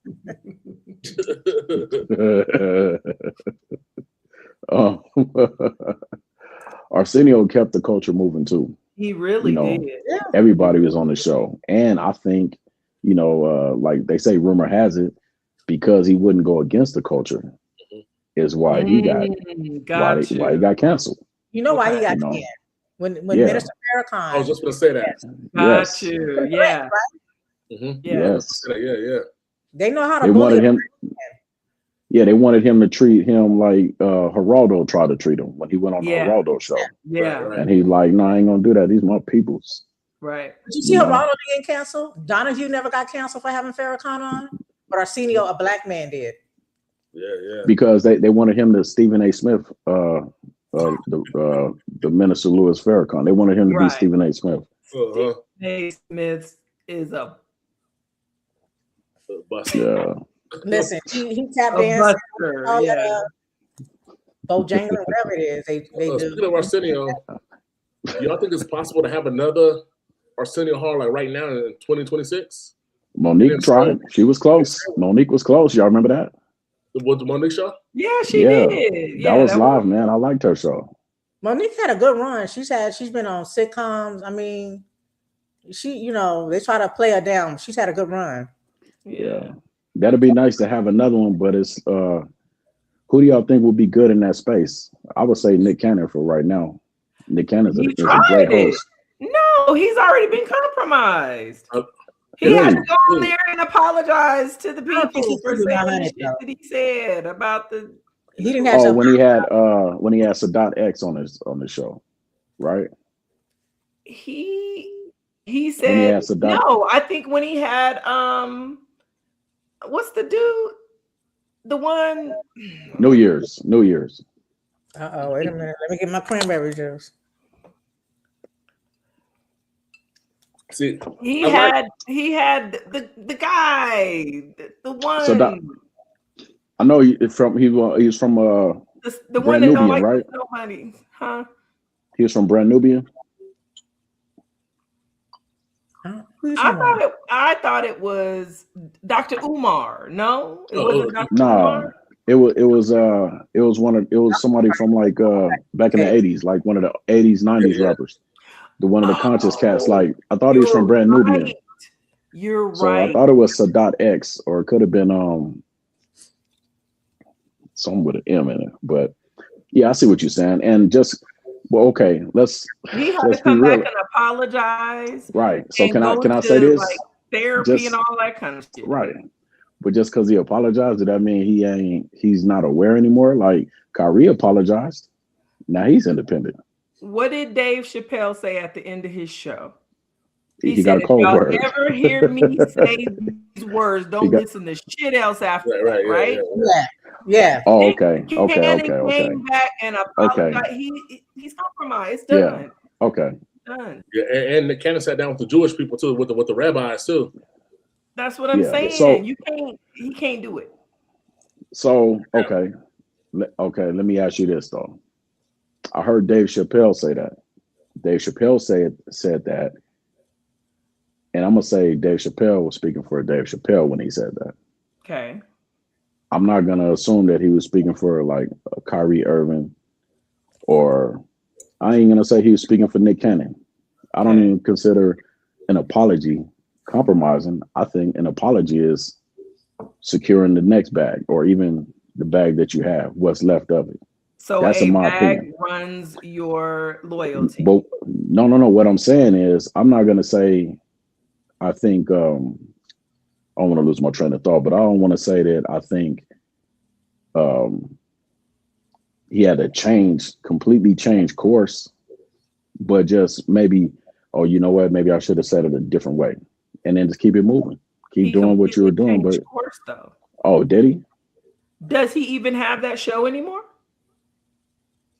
Yeah, the council culture. Yeah, Mm-hmm. He still has it. About it. And he got but I understand what you're saying though. And I like that we playing spades though. I've seen that one. I've seen that. Is that the show? No, that's not the show. We playing spades is really like all comical and all of that. Yeah. And I can't speak for that brother because I don't know, not at all. But I'm just saying I didn't think that he had changed course after all of that. Well. That's just my opinion. To your question, he can't do it, first caller. Okay. So who can do it then? I think Dave Chappelle's the only one that can do it right now. They can do a late night show? I think Dave Chappelle would do an excellent late night show. That'll be dope. I need a Living Color to come back and the Dave Chappelle show to come back. Those are two genius shows. It took me a while to get on to listen to watch the Dave Chappelle show, but of course I grew up with Living Color though. And then now when you watch it, you just see him that was his comedy being actually acted out, like literally, like whatever his high mind was thinking. he manifested it. He brought it to the stage. He brought it to the screen. You know So what? first caller, who you think could pull it off? This might be an unpopular opinion, right? Uh-huh. I like that disclaimer right there. What's new, right? I like the way you say uh-huh. Uh-huh. If I could pick somebody, I pick Drewski. Who? Drewski. and look, I'm dead serious though, right? Now. What you think that he could really bring like a Louis Farrakhan on there and talk about current events? Louis Farrakhan outdated now, so I think. Whoa. I think Louis Farrakhan not so much. Yeah. Wrong one removed. Wait, hold on. Outdated. What you mean though? Hold on. I got my own feelings with Louis Farrakhan. Like, I don't think he don't. You got me sweating, man. How old is Louis Farrakhan now? 88. He up there. Yeah, okay, right. so did you ever think that what's our Baba's name? Who? Shit. Your brother. The one he died. He would see the words they be leaving. He had a diet, right? He was a comedian. And they were like, "Oh, you need to get on Dick Gregory." What do you think about Dick Gregory? He was outdated to the end. I like Dick Gregory, but up until his dying days, Dick Gregory stayed in the media. Like, I don't see Dick Gregory stay talking. You don't see Louis Farrakhan now, And like for me personally, my issues with Louis Farrakhan go back with Malcolm. Gotcha. I personally feel like Malcolm was one of the greatest human beings ever. I can see that. You know what I mean? So that's a whole other conversation. So that's why I say, man, this guy, he's outdated a little bit. You know what I mean? It is. Now we have time to talk about Malcolm. I said, we could get to it. But excuse me real quick, just on a side note, have you ever saw that documentary Who Killed Malcolm X on Netflix? Yeah, the boys out in Jersey, yeah. It's nothing about Malcolm I haven't seen or read. That was hard, man. Was, and when I say that was hard, like it was well put together, but it was really hard to watch. Look at that that reflection of us. You know what I mean? Like, and go back to what we talked about earlier. That was we. That was we back then. That was we, and we all we got. So we thought. Hold on, though. Wait, hold on. That was a we according to complexion, right? And according to a place of worship, right? But it wasn't really like it was a whole bunch of Decepticons up in there. You know what I mean? And they had the peoples working with them, and they was working for the people. That's why all those names and stuff was redacted in those police reports. Right. Yeah. Every time we get, like you said, first caller, we get infiltrated. Yeah. Right. COINTELPRO, the whole 9 yards. We get infiltrated and we can't move forward. Man got shot in front of his kids and wife. Like, it's crazy. That is wild. It's crazy. So, in my opinion, if I may add this real quick, and then I'm gonna take a back seat because it is deep. But look, so in my opinion, have you ever heard of how back in the days, and I don't know the exact term they used for it, but when the man who was in charge of the plantation would come and they knew he was coming to choose one of the kids, right? The parents, mainly the mama, would be like, "Oh, no, he lazy, and no, she's slow, no, she kind of off, she's not all the way there." Like she would, and they might be scholars, they might be super athletic and everything, but she would dumb it down so they won't, so they'll be spared, so they'll be protected. Absolutely. So my thing is, instead of somebody standing up and saying, "Okay, I'm gonna be the face of this," standing up saying, "I'm gonna be the voice of this." Collectively, everybody could be the voice, but the one who we know, we might be 10, but these specific 10, don't nobody need to know they the ones, because now they become the target, them and their families. You know what I mean? But we gotta figure out a way to quietly support them. Right.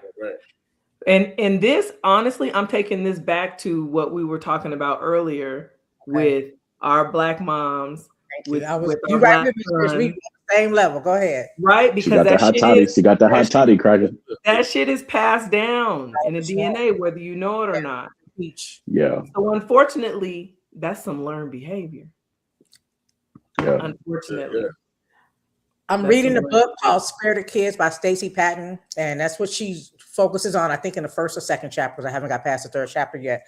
But she talks about just what you mentioned, GB, like during that time that we had our kids, we downplayed our kids because we didn't want them to be stolen from us, right? Right. And she talks about that because the overall focus is on spanking and how that culture of spanking our kids comes from it being enslaved. That comes from the slave master whipping on us, that we didn't bring that from the continent.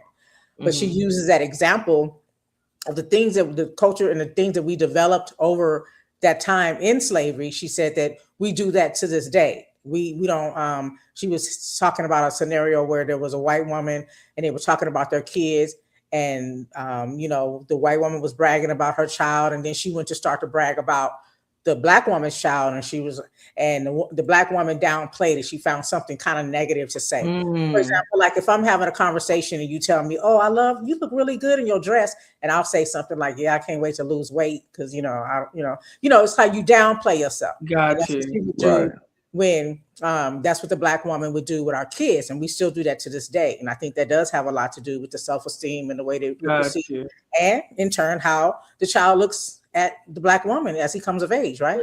Yeah. Yeah, but they also stealing organs too. So you gotta keep stuff to a minimum. You can't, you know what I mean? They stealing body parts too. Behind closed doors, we should still be instilling in our children. Yeah. Don't never say that in front of your child. You know what I'm saying? It's always got to be empowerment behind closed doors. Like they got to know what's happening for sure. Yeah. I mean, I've heard the but scenario. I do. Sorry, I do. I understand that. I get that though. How people be like kind of take the humble route. Yeah. I've listened to the scenarios from black men where they say, they looked up to a certain man, being maybe, for example, their grandfather, and then they came into an encounter, maybe it was back in the day, but they was around some little KKK white man, and then the whole tone changed. Right. And so, you looking and the child or the young boy, he looks at his, elder as a superhero, now has a different take. Like what's happening here? And that can happen. But once they get back with themselves, or maybe even prep them, you need to explain. Pre-tell them how we do pre-code switch. You know what I'm saying? So that they know the game that's being played, so they're not confused. They don't go, and there's nothing wrong with it. Yeah. We teaching our kids, yes sir, no sir. When the police pull you over, that shit don't work. You know what I'm saying? But at the same time, are we teaching them why? Why are we telling them to do this? Right. Because the ultimate goal is to get your ass home. We gotta play this game to get home. Yeah. Let me deal with them. That's my department. Gotcha. But you make it back here, and I'll go deal with any costing. Yeah, for sure. Absolutely. I think it's important. I think it's very necessary. I've definitely done it with my children. Me, I think it's important to love each other out loud. What's more importantly now, to love each other out loud, because when you go home behind the scenes and when you turn into your computer or your phone, there's so much hate rhetoric going on. You know what I mean? And it's so much, especially for women. You know what I mean? Now you're comparing yourself to women who got BBLs or what have you, right? So me, we're having which is crazy. Does that shit look crazy? There's not a day that goes by I don't tell my daughter, "You beautiful, you pretty." Before anything. She said, "Dad, I don't like how this happens before anything." And then when she out in public, she has to go pick her up from school. Well, hey, pretty girl, in front of everybody. It's important to love your kids and your people out loud. I love that. The things, you know what I mean? That's when it's most, what's it, tumultuous? Is that the right word? Tumultuous? Yeah. You know what I mean? Yeah. And you're more vulnerable, you know what I mean? So it's important to love your people out loud. You know what I mean? Because you're right too, because the internet is like an instant comparison or an instant degradation or an instant high. You know what I mean? It's it's right there. You can open it and feel like you're on top of the world, or you can open it and feel like I ain't doing shit with my life. Yeah. You know what I mean? Do y'all clear y'all algorithm every now and then? How do you clear them? You clear cache? Yeah. I start disliking stuff. No, that increases it. As long as if you give it any attention, that brings it back to you. No, you Yeah. gotta go in there and clear the cache and clear your browsing They don't have a history dislike and button. all I of think that. about it.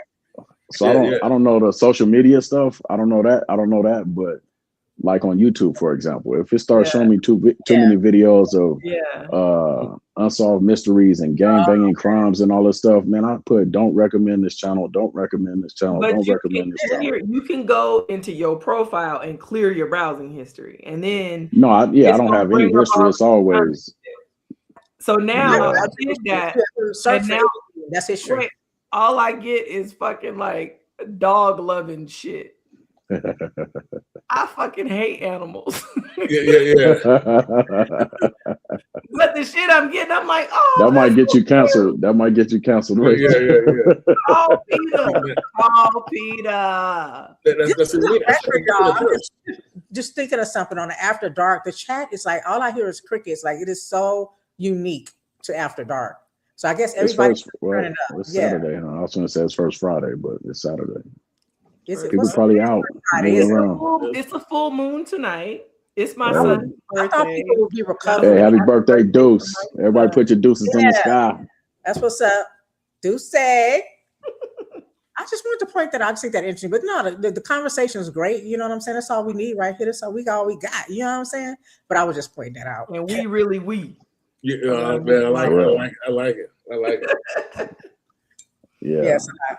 So I had some questions. I wanted to do a little bit of game, but I just want to ask some questions as we go into 2026. New Year's. Yeah, the new. Let me get my cranberry juice. What's up with that hot toddy? Is it real or no? I told you, Dr. Sweetie says no alcohol. Sweetie to make you a hot toddy. Y'all talk to him.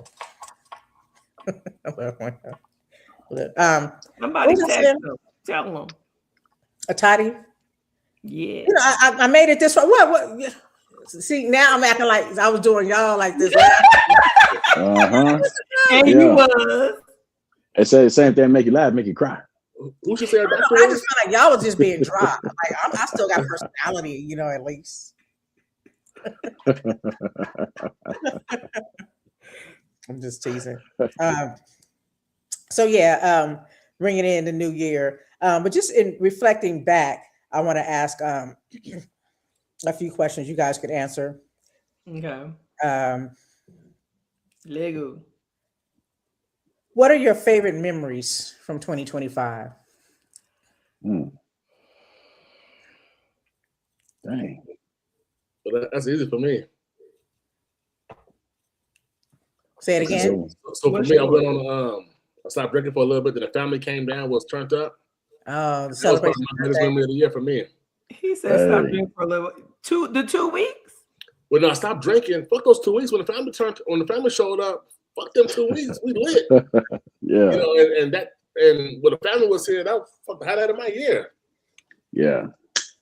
Listen, I'm coming down there in Colorado. I gotta come before the snow leave, but I gotta get on that train. So I'll talk to you after the show. Okay.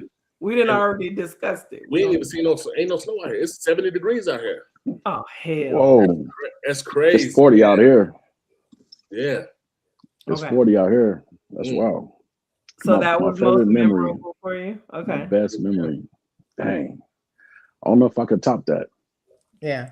What, the family thing? Yeah. But then, dang. Had a lot of fun at Toya Party too.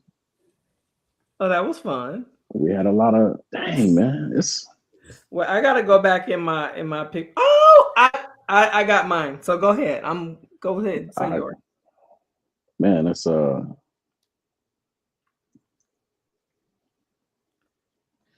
good question, man. I'm gonna say it's a tie. Somebody asked me what I did for my birthday. I couldn't even remember. I ain't even have pictures or nothing. I was like, it must have been a really good time. Dang. But no, I'm gonna say it's a tie. Yeah, I can't remember, man. Share anything that stands out in particular. I can't really. I would imagine if it was something, it would be on the tip of my tongue. You know what I mean? Like I wouldn't have to think about it. Yeah.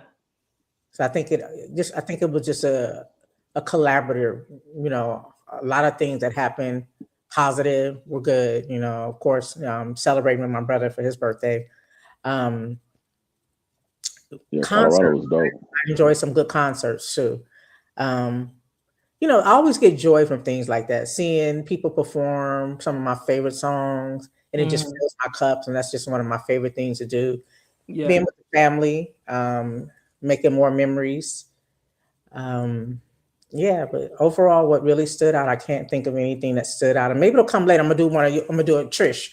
I'm just gonna Right, be like, oh, there you go. get on the live and just stay there. I'm like, what you talking about? I'm like, y'all wasn't listening last night. So, is it my turn? Yes, Are ma'am. you Sure. okay? So I have two.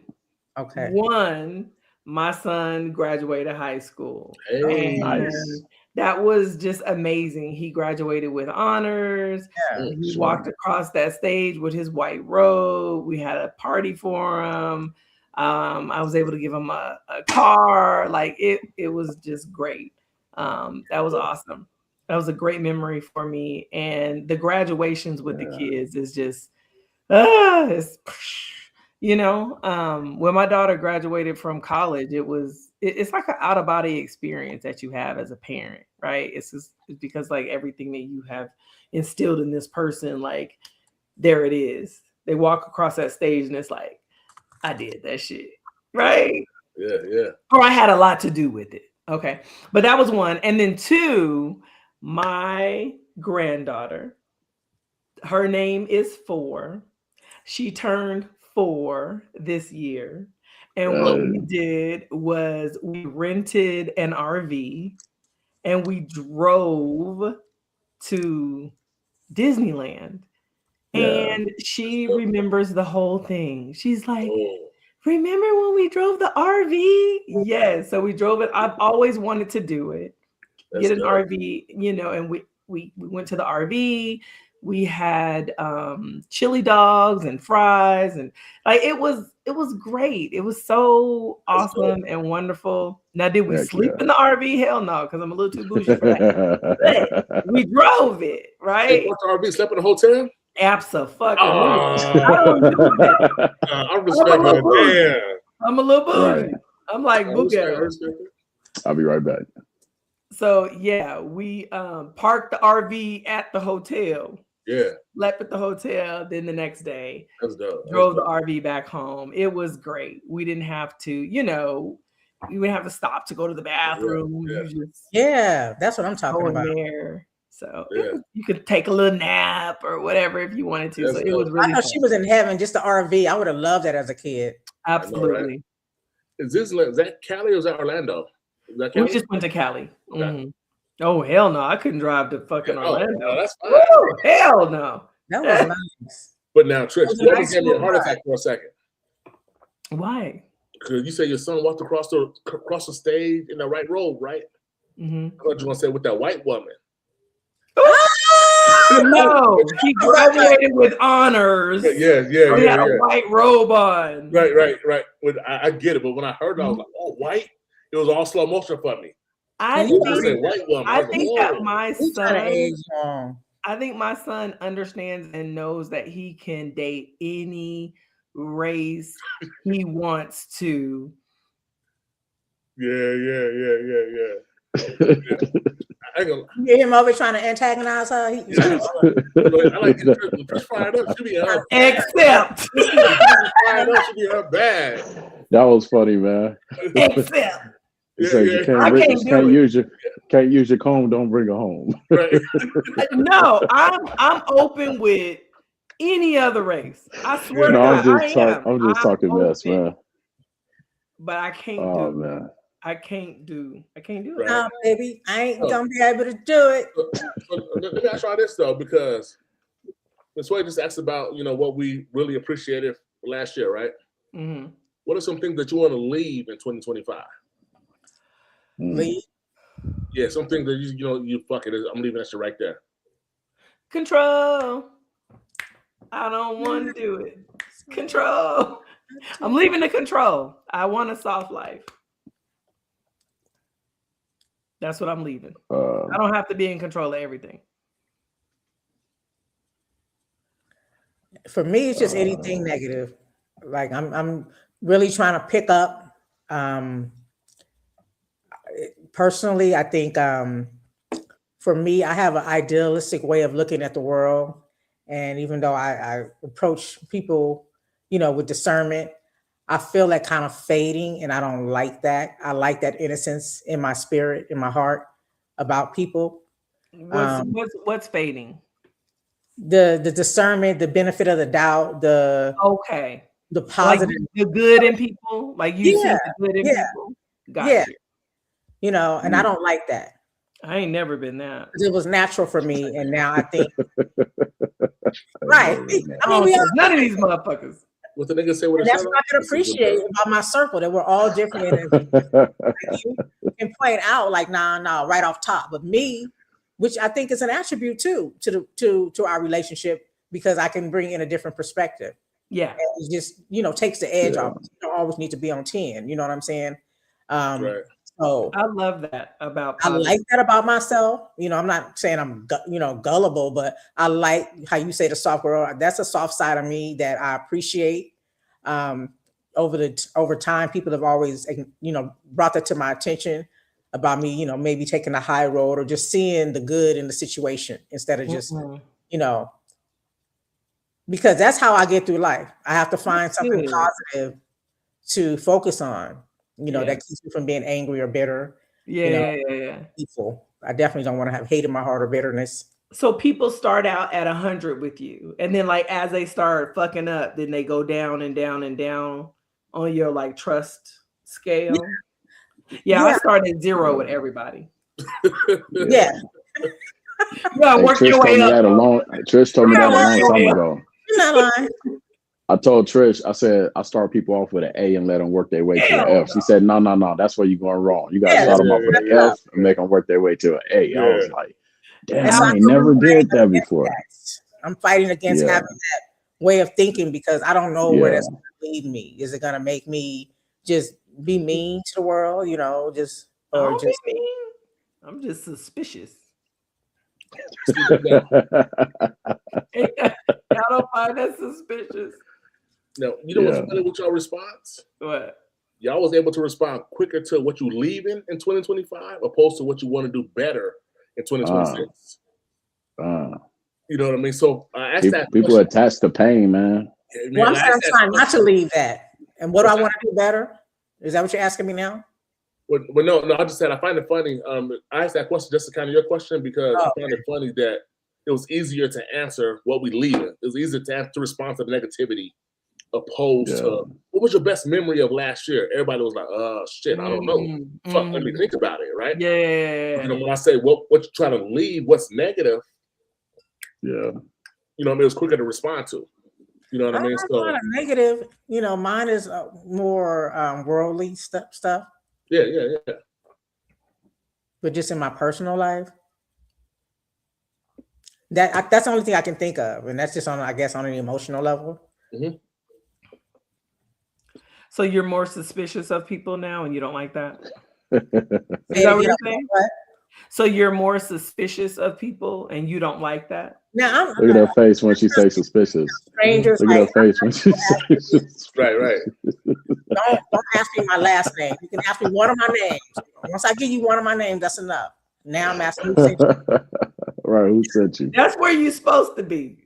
Who you work for? Why are you asking? Why?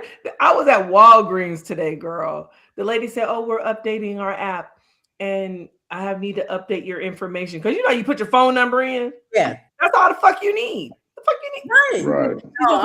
What's your home address? What you need to know my home address for? Yeah, that don't sound right. Why? She goes, "Oh, well, never mind. I won't update it." I said, "Good, just put the phone number in." Right. What you need my home address for? For what? Ma'am.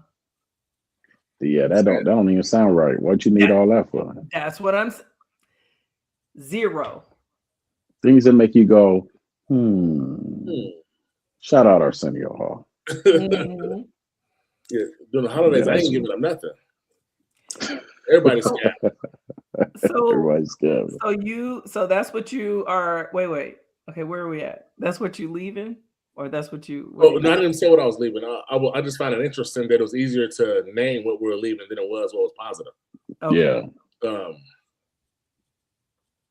What am I leaving? I got a lot of shit to leave. Like what? What's that? I said, like what? Well, for starters, I'm hella petty. Like I'm hella petty. I don't want to be petty no more? What's Don't that? want to be petty. Don't want to be petty no Yeah. more. So you leaving it? You leaving that in 2025? That song tonight. I'm petty boy, petty LaBelle. Man. So for me, I want to leave somebody. That's funny, man. Yeah, that's last year. You don't want to be petty no more? So you're gonna be more mature? More mature? I'm trying to grow up a little bit. My kids, some other the high you gotta road? grow up. Like, So you taking the high road? That's what you're doing? Yeah. if that's the only road available, then sure. I can't guarantee it. Hell no, it's a middle I road. think you said what It I'm is nice up saying, here. I don't want to be petty. I'm The not middle road is beautiful. afraid of myself to be petty.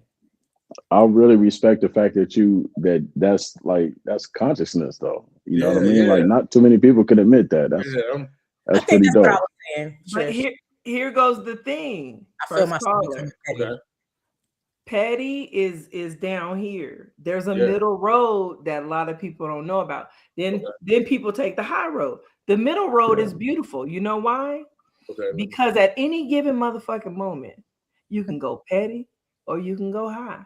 Yeah. It depends on who you're talking to. Oh, that yeah.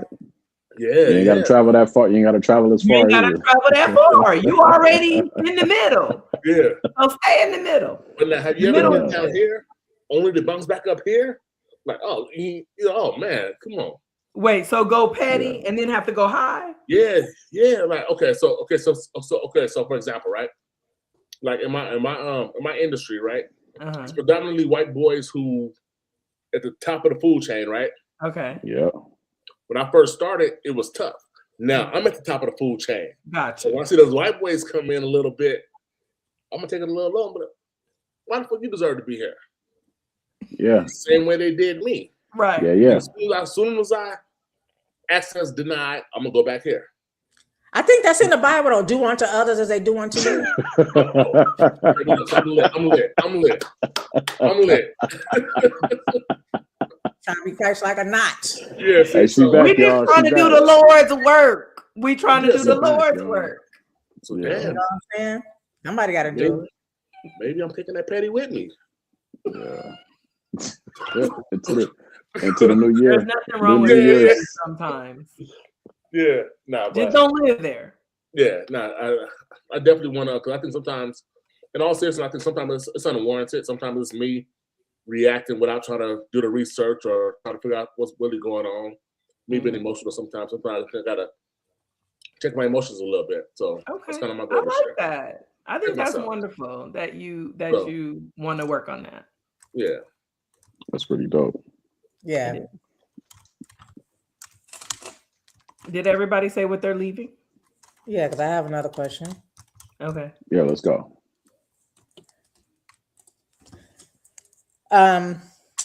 Let's see. Okay, what did this year teach you about yourself in 2025? And what lessons did you learn? Yeah, I want to start this one. You can't please everybody. Amen. Can't please everybody. And you got to know your own greatness and know that you ain't got to prove yourself to everybody. You know, Amen. that's what I've learned. That's what I've taken. That's what I've gathered from 2025. I'll piggyback. Okay, go ahead. I'll piggyback on that. Go ahead. You know what I've learned? Wait, okay. I'm sorry. Can you repeat the question? So the question is, what Sidecar. what did this year teach you about yourself? Okay. And what lessons did you learn? Okay. So this year taught me that I can literally detach myself from anyone who is not serving me. Wow. We are so, everybody, we just so intertwined in some kind of way. And I didn't know that was possible with certain people. Amen. But it is, and it's necessary sometimes. It is. To be the person that you're supposed to be. So awesome. I appreciate that, and I love me more. Yeah. Yeah. Unapologetically love myself. And anything that disturbs my peace and disturbs, my life as I see it, it's got to go. Like Nino, cancel that bid. Absolutely. Absolutely.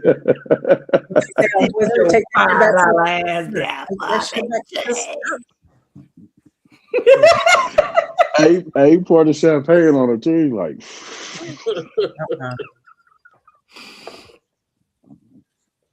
I agree with that, Trish. Indeed, that's one thing I learned, to be unapologetic, not to feel guilty about detaching. Something I've said, I'm sure you guys heard me say before. Sometimes we lose people that don't pass away; they actually still exist. Ooh.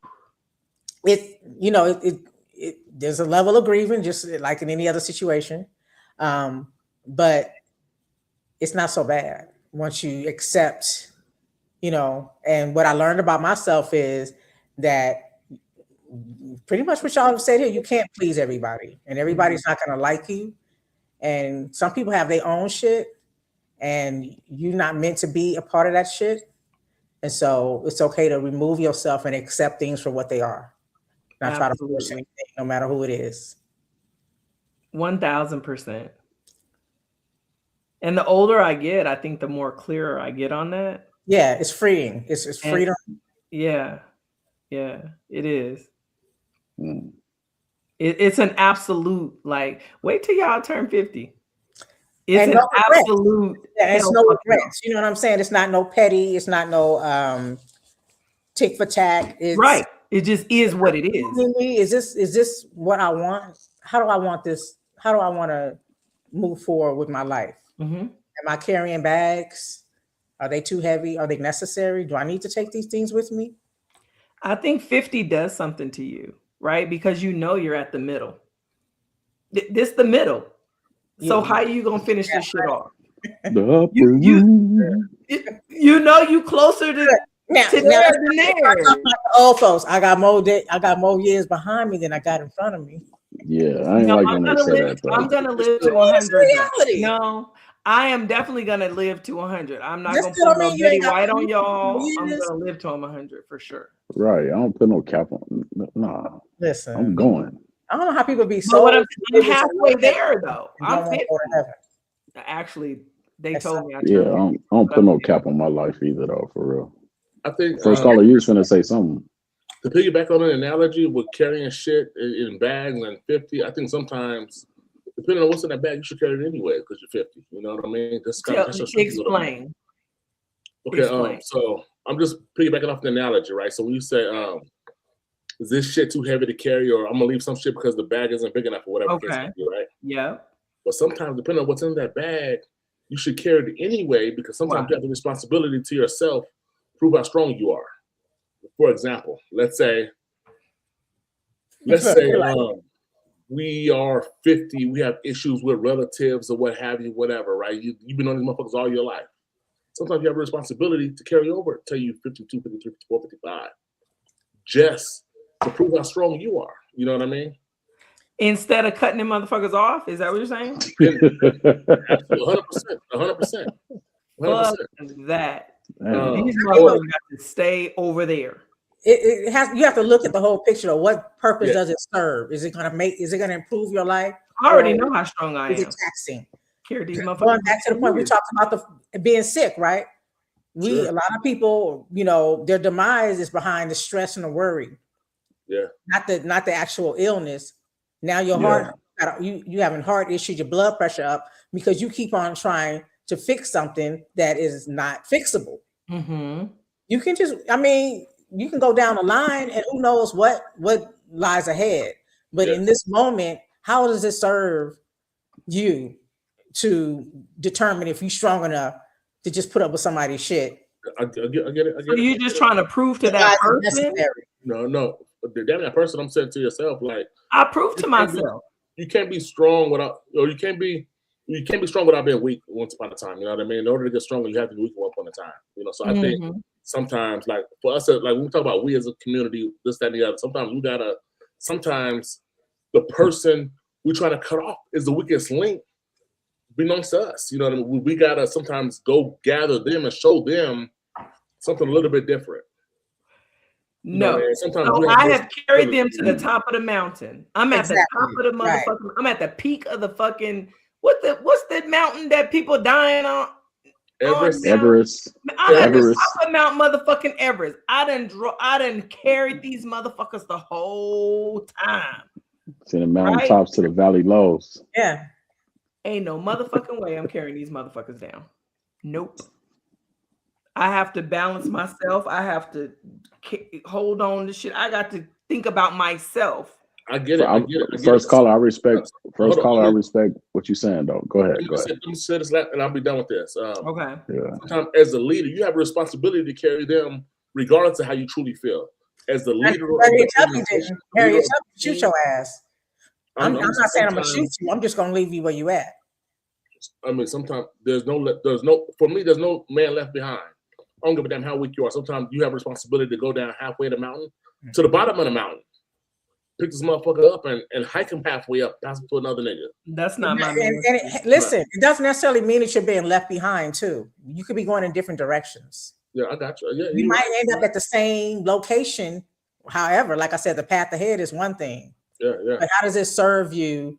You know, that's what I'm talking about. And that's something I'm resolved with. And I'm grateful that I'm resolved with it, because again, going back to things that can kill you is stressing yourself about things you cannot change. Yeah.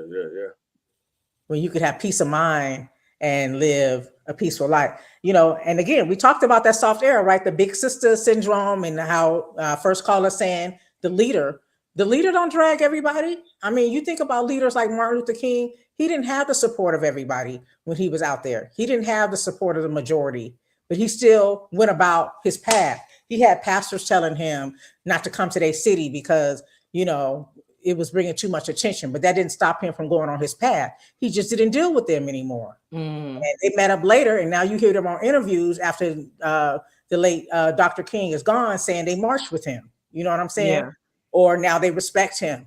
But he didn't wait for them. If he would have waited, he couldn't have got to his destination. Yeah. Right. Versus that one person.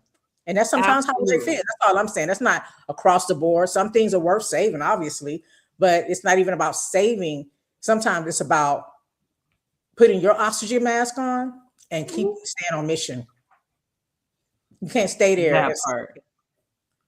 Because, you know, the oxygen level is is low up there on Mount Everest.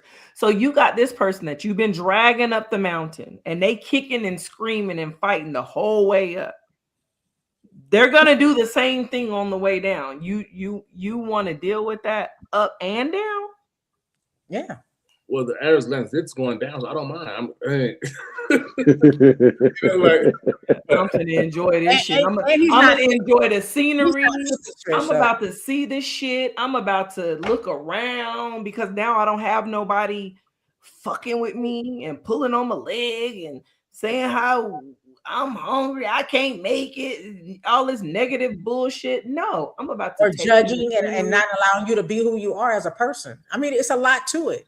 And you have to pick and choose. It's just like when you sorting out your beans. You know, you don't just throw the whole bag of beans away and say you're not going to eat beans.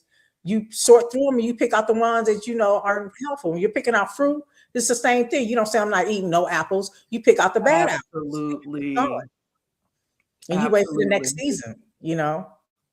But you want to put these bad fruit, these bad vegetables in your salad? Well, a whole barrel. You got an avocado that's all black and inside. You gonna eat that?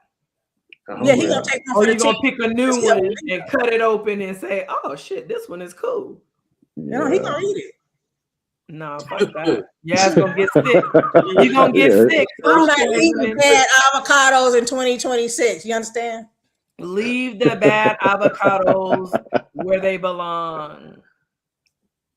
Man. Yeah, y'all know what? I thought about something like a couple years back, What? and it still resonated with me. So, sometimes we see our elders, they might be in their 70s, 80s, 90s, or whatever, and we'd be like, man, they just old and bitter, right? Mm-hmm. But maybe they used to be like young and joyful and generous and all that, and they just got effed over by the wrong person too many times, or just one too many times. Yes. And they say, you know what? I woke up screaming, "Fuck the world," and they just shut down. So I had to think about that, because I've come across elders that was it's like, damn man, I was just trying to get a pomegranate off this tree. He down there shot me. But yeah, they just started getting got. So I don't want to be that person. That's what I'm saying though. I don't want to be that person. So I do reserve extra patience for children, extra patience for the elders. But I deal with the adults, because adults think they slick. They rather get forgiveness than permission, right? So I deal with adults in a different way, but I'm trying to get better at that. That's what I was talking about when I say not trying to prove myself to everybody, and knowing who I am as a person, and knowing that I'm a real motherfucker. So I got to protect this real motherfucker just like I protect everybody in my surroundings. Absolutely. Wherever I'm at, I'm watching everything coming through the door. I'm on security at all times, even though I'm laughing and kicking it. Yeah. But I gotta have that same type of love and protection for myself, because I'm glad people will praise you. That. People will praise you for protecting them from the outside energy, but when you stand up to them for yourself, now they done demonized your ass. Yes. Now you went from the hero to the villain. And it's like I had to learn that though. I had for real, with a capital F, with Absolutely. 2 L's. I had to learn that though. It's okay to detach yourself from shit that's not serving you anymore. Yeah, for sure. For sure. I think it's a good thing if you don't see yourself at a crossroad like that. But I also want you to be able to you when you have to just keep moving. You know what I'm saying? Because you have to break generational curses. Because like he talked about the grandma, you still letting these same people who, when they come around, they stress you out, they talking wild, they got an attitude, and you walking on eggshells, and you still babying them or trying to, they family, or we love, and I'm the matriarch, and I'm a, no, you can go sit over there. Now you can show yourself. It's like what about the New Year's? Change. That's different. That's a different story. But you don't have to keep putting up with that, and you don't have to try to make something be what it ain't. It is what it is, and that's the reality. Miss Toy, we need a shot about you though. I need a what? A shot. Where that cranberry at? Shot. I'm gonna sleep good tonight and have vivid dreams, Trish. I learned this from you. For real. No, for real. You are. I learned this from you, Mr. Banks. Hey. Add that water in there. I'm strapped like Josie Wells. What's happening? Yeah, I've been drinking water. Hey, y'all ever seen the movie Harder They Fall? Mm-mm. Are y'all in the westerns? I might have. Like shit kickers, gunslingers? Yeah. Cowboy movies? It's maybe an all black. It's an all black. Oh yes, I pretty have. Much the whole cast. Is Idris in there? Yes. Yes, I've seen it. Yes. First Caller, you got to check that out, bro. It's on Netflix. It's Idris? Idris in there. Jonathan Majors in there. Mm-hmm. Dion Cole in there. What's my girl name? Regina King is in there. She's doing her shit. Yeah. Hey, it's a dope movie. It's and it's modernized, right? So it's not all. It ain't all old school, man. It's really impressive. Like prior to me seeing this, Tombstone was my favorite Western movie. Okay. But this right here, it takes the throne for sure. Yeah. Now it's dope. And when y'all see the ending, then y'all gonna understand why it's really personal to me too. Just personal. Okay, that's dope. But it is. I love that movie I'll though. watch it I could again. watch that every day too. Okay. Every day. Yeah. What? Say what? Every day. I can. So Trish made me think when we talk about what's that? Idris Elba. Mm-hmm. We Yeah. talked about Anthony Joshua earlier. Now, with them did being what? foreigners from America, do we as African Americans consider them black? It depends on their what's their thought process. That's a good answer right there. Idris is definitely one. We. Okay. I think Idris is a we. Okay. Why? Because he played Stringer Bell. Yeah. No, have you seen his wife? I'm just talking mess, man. He married into RP. Like I'm just talking mess, man. Don't mind me. That's a good point though, because when I see the Stringer Bell, we can relate to that character, right? As an African American male in the United States. Y'all know who Stringer Bell is, right? Yeah. On The Wire. Yeah. Do not take my black card. Do not take my black card. I've never. That motherfucker gone. That's in 2024. Yeah. I have never seen one episode of The Wire. Not one. Oh my goodness. So my brother Reese, man. Thanks. Long live Reese, man. Forever fly, man. Hey, he used to tell me. I used to come to the house, be like, bro, what you watching? Oh, that's The Wire. You don't know? And I'm like, The Wire. What is this? And he's like, man, it's The Wire, man. It's the realest shit out. I'm like, man, whatever. I don't even watch TV. By the time I watched it, man, it was literally like the realest film production I've ever seen in my life. Wow. It was dope. And it reminded me of, it was a show called The Corner that was on BET back in the day. Okay. It reminded me of The Corner, but it was more in depth and it was more raw, straight to the point. We ain't playing no games with you. Yeah. Baltimore, hell yeah. Yeah, that's it. Hard. That's what threw me off, because we see Stringer Bell in that, or and he had that accent. Yes. To me, it's cosplaying. I understand he's an actor. But I have a hard time separating the two. But what about the American actors that play a role that has a Southern accent, or you know what I mean? Like, it's acting. Yeah. No, I get it, but when we say Southern accent, I mean the Southern United States, or like Texas, Louisiana, Mississippi.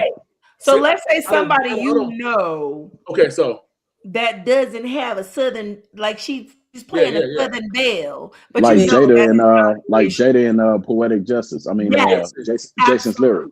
Now, I personally because we all African American. My problem is I see what you're saying though. Who's not an African American? Yeah, they try to be black based on imagery, right? Because they look like us, right? But like, you talking a black man that's not from America? Yeah. Right? Or the dude on Snowfall. Exactly. So I have that's him. Yeah. Our culture, right? Snowfall, yes. Yeah, I have a problem. Well, I don't have a problem with it. I just look at it sideways, because here they are. They come cosplay in our culture, not even from here, and not to mention they're taking jobs from niggas who can. No, but you do it naturally, because Damson was coached by Dub C. Yeah. So it's not like he didn't seek professional. Same with the cat on All American. He's British too. Why he discriminated against a black man because he was born in a different region? No, he was asking us what we think about that. Yeah, it sounds like he don't like it. Well, I don't. I mean, yes, he's a black man, but he's not African. People talk about black people. You might get on the defense. I don't care if he's black. Sound like he hating this shit. Yeah. Well, maybe a little bit. Maybe a little bit. But you guys notice that about people from the UK or in that area, when they sing with their black tone, the white people. They ain't got no choice. Yeah, they know that's where the soul at. What about Mufasa? That soul ain't got no accent. He came over and got that money, went right to the UK with it. Aaron Pierre gave his money to Tiana Taylor. Now they separated. Whoa. I think that was a publicity stunt. You think so? Yeah. I like them together. No, Man, I'm I saying didn't like when they. I ain't like when they killed Iman Shumpert off the shot, man. Yeah, me neither. I ain't like that. He had to go. No, Because of the man. divorce. Rob was cool. His character was cool, man. He was the weed man. No. Who in the hell kills the weed man, man? Like, what's wrong with you? Who No, the way raised that it you? happened was And crazy. not that baddie. That was foul how they did that. Yeah, It was. That wasn't right. man. So Tiana must be friends with who's the producer of that show? Lena Waithe. Lena Waithe. Mm-hmm. Yeah. Yeah, I didn't like how they did Rob, man. Yeah. So he can pay his child support and shit. It's hard in the paint, man. I'm finna invest in Trojan. I'm about to invest in the oil companies. You better. Just saying. Exxon, yeah. I'm about What to is do it? that. BP oil.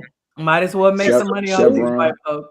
Like we getting away from oil, and he over there trying to get the oil. Like, you know, I just reflect. I'm like, nobody created the earth. No human created the earth, but somehow people have found a way to just claim parts of the land as their own, and whatever they can't claim as their own, they go take it. That is the American way. We've been doing that. I'm saying we because I live here, but these white folks been doing this since day one. Yeah. Y'all don't remember? Acting like it's just like, oh my god. Y'all don't remember Operation Iraqi Freedom, but they went and took all the opium out of Afghanistan. Okay, make it make sense. 20 years later, then they come back and now they got Xannies and they got Oxys. They selling all that shit. I even, think back to the motherland. They had tribes. People lived on the land, but they didn't own it. I mean, even to this day, like you lived there and people knew that was your spot. It wasn't like there was a deed or a title or that you paid for. Like your family landed there and that's where they planted themselves, And now we live in a world, capitalist society. But how did these people who made it okay for them to determine that they could just start charging people? Like, how you take a whole earth? You know what I'm saying? And then tell people they have to pay. White men are built different. Have y'all noticed that the Monopoly Man? Have y'all noticed the Monopoly Man and Colonel Sanders from KFC? They look just alike. Huh? They do. They do. Feed these motherfuckers some chicken. They're capitalists, man. We gonna run the world. Wow. Ooh, 2026. Oh Lord, I pray. We here. Sit through we and here. Well, did we do our resolution? Our New Year's? New Year's? I thought that's what we just did. Cranberry. Wait, what you gonna do? We talked about 2025. We talked about what we were gonna leave. Did we talk about what we were gonna do better? Yeah, because I said I was gonna. We could do it. What I said I was gonna do? Oh, you know what? I did say control, less control. We did. Yeah, because we had a hard time just distinguishing or saying what we're gonna do better. You right. It's harder to do than when we leave it. My bad. That's the sidecar talking. It is. Sorry. I'm just gonna stay being me. I like me. I love you. Yeah, some more of it. Some more of it. I love you.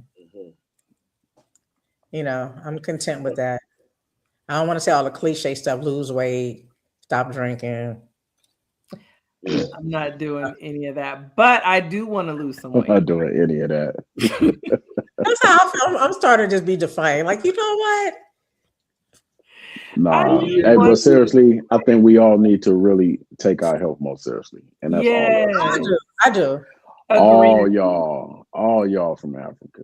But I'm not gonna be controlled by people who Black British and get on these even the Black British. Act like all you got to do is leg ups to get a flat stomach. I'm not gonna let these people make me feel bad about my woman body.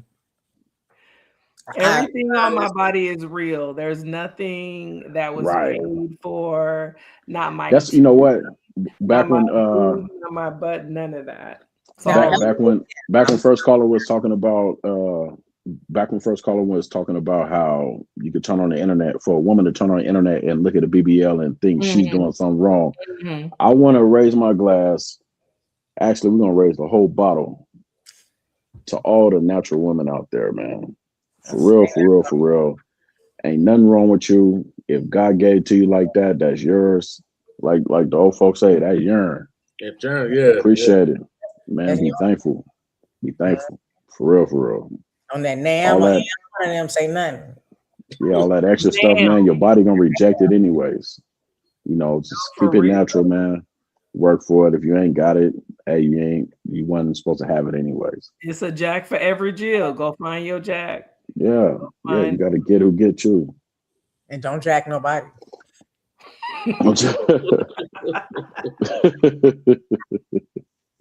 If the price is right.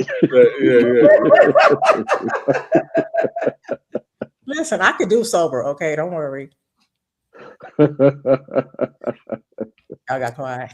It was very different doing the last After Dark sober. Yeah, it is. It's like tradition experience. I like to have the drinks. I think that's just part of the whole experience. Yeah. So next time you better come with your vodka. Oh, girl, I'm gonna be witch itch. So anyway, since you got that machine, and I'll be feeling better by next week. Girl, come over. Get your drink. I think for After Dark, we need to do a sobriety test. If you don't blow high enough, you gotta stay home for the night or drink some more. That's what we're gonna start doing. Everybody, we're gonna do a test before y'all come on. Wait, so that means you gotta come to the table already ready? Yeah. I pre-drink, period. Well, I go somewhere because you know what I think. I think the viewers be seeing the progression. Like, yeah, that motherfucker. Yes. Because my shit be the last 30 minutes. The last 30 minutes, I'd be like, what the fuck happened? I be feeling like we're having a good time. Y'all be saying, "Oh, you know." I be feeling like that too until I see that shit the next day. No, I think we be having a good time. I could just tell whose drinks is kicking in, especially for myself, right? Maybe I'm just delusional. Because even with the video, Trish, I didn't see nothing wrong with it. I ain't see nothing wrong with it either. I was like, she's saying what she's saying, and she said, "You know." I be on 10 sometimes. She said what she said. So I think I was okay today, though. I hope so. So I just want to say I want to maintain easygoing, good health, and hope that I could lay my eyes on y'all all of the year, all into 2027. So did y'all all put your goals out there? Did we what? Did y'all put them out there? 2026? Did we all do it? Do what? I'm investing in Exxon. You said goals? I thought you said holes. I was like, whoa. Right. We've got because I was brimmed up on New Year's Eve, man. In different I wasn't scared. I was prepared, man. I'm investing in oil companies. 2026.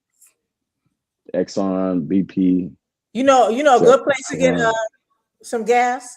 Trish. I got some at Costco the other day.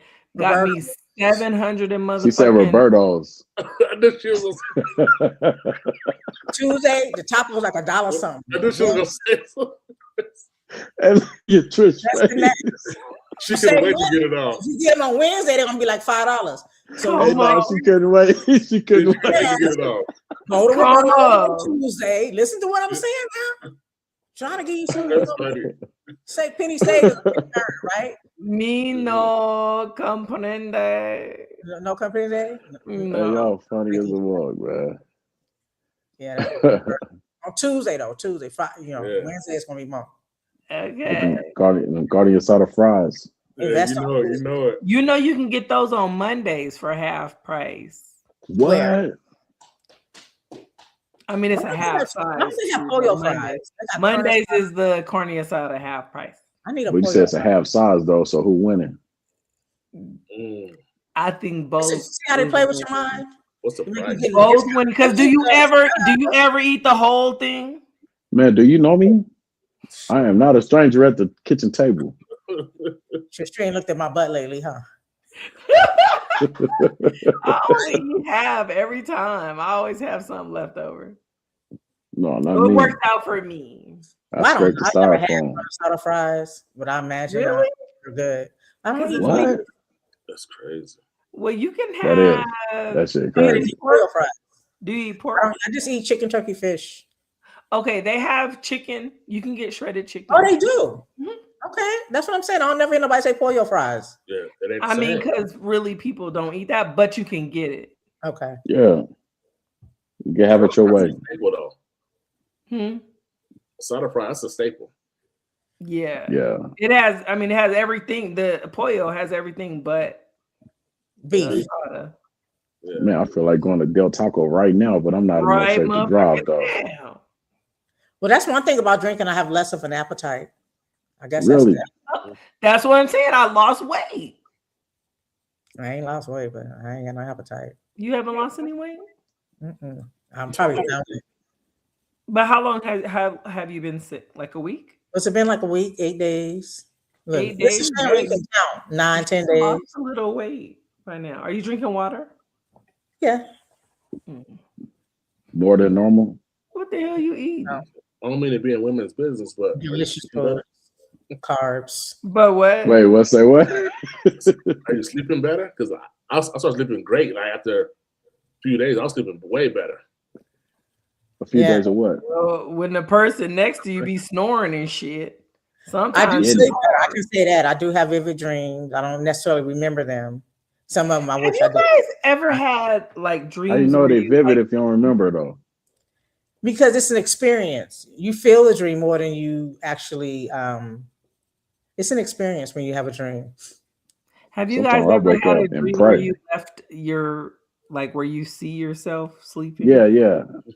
You Like see you go up and you can look down. Yes. Ugh. Yeah, that's kind of crazy. No, it's crazy, but I literally have had those. Yeah, I've had them. And I don't think a lot of people have them because when I say it, people be thinking I'm crazy, but I be serious.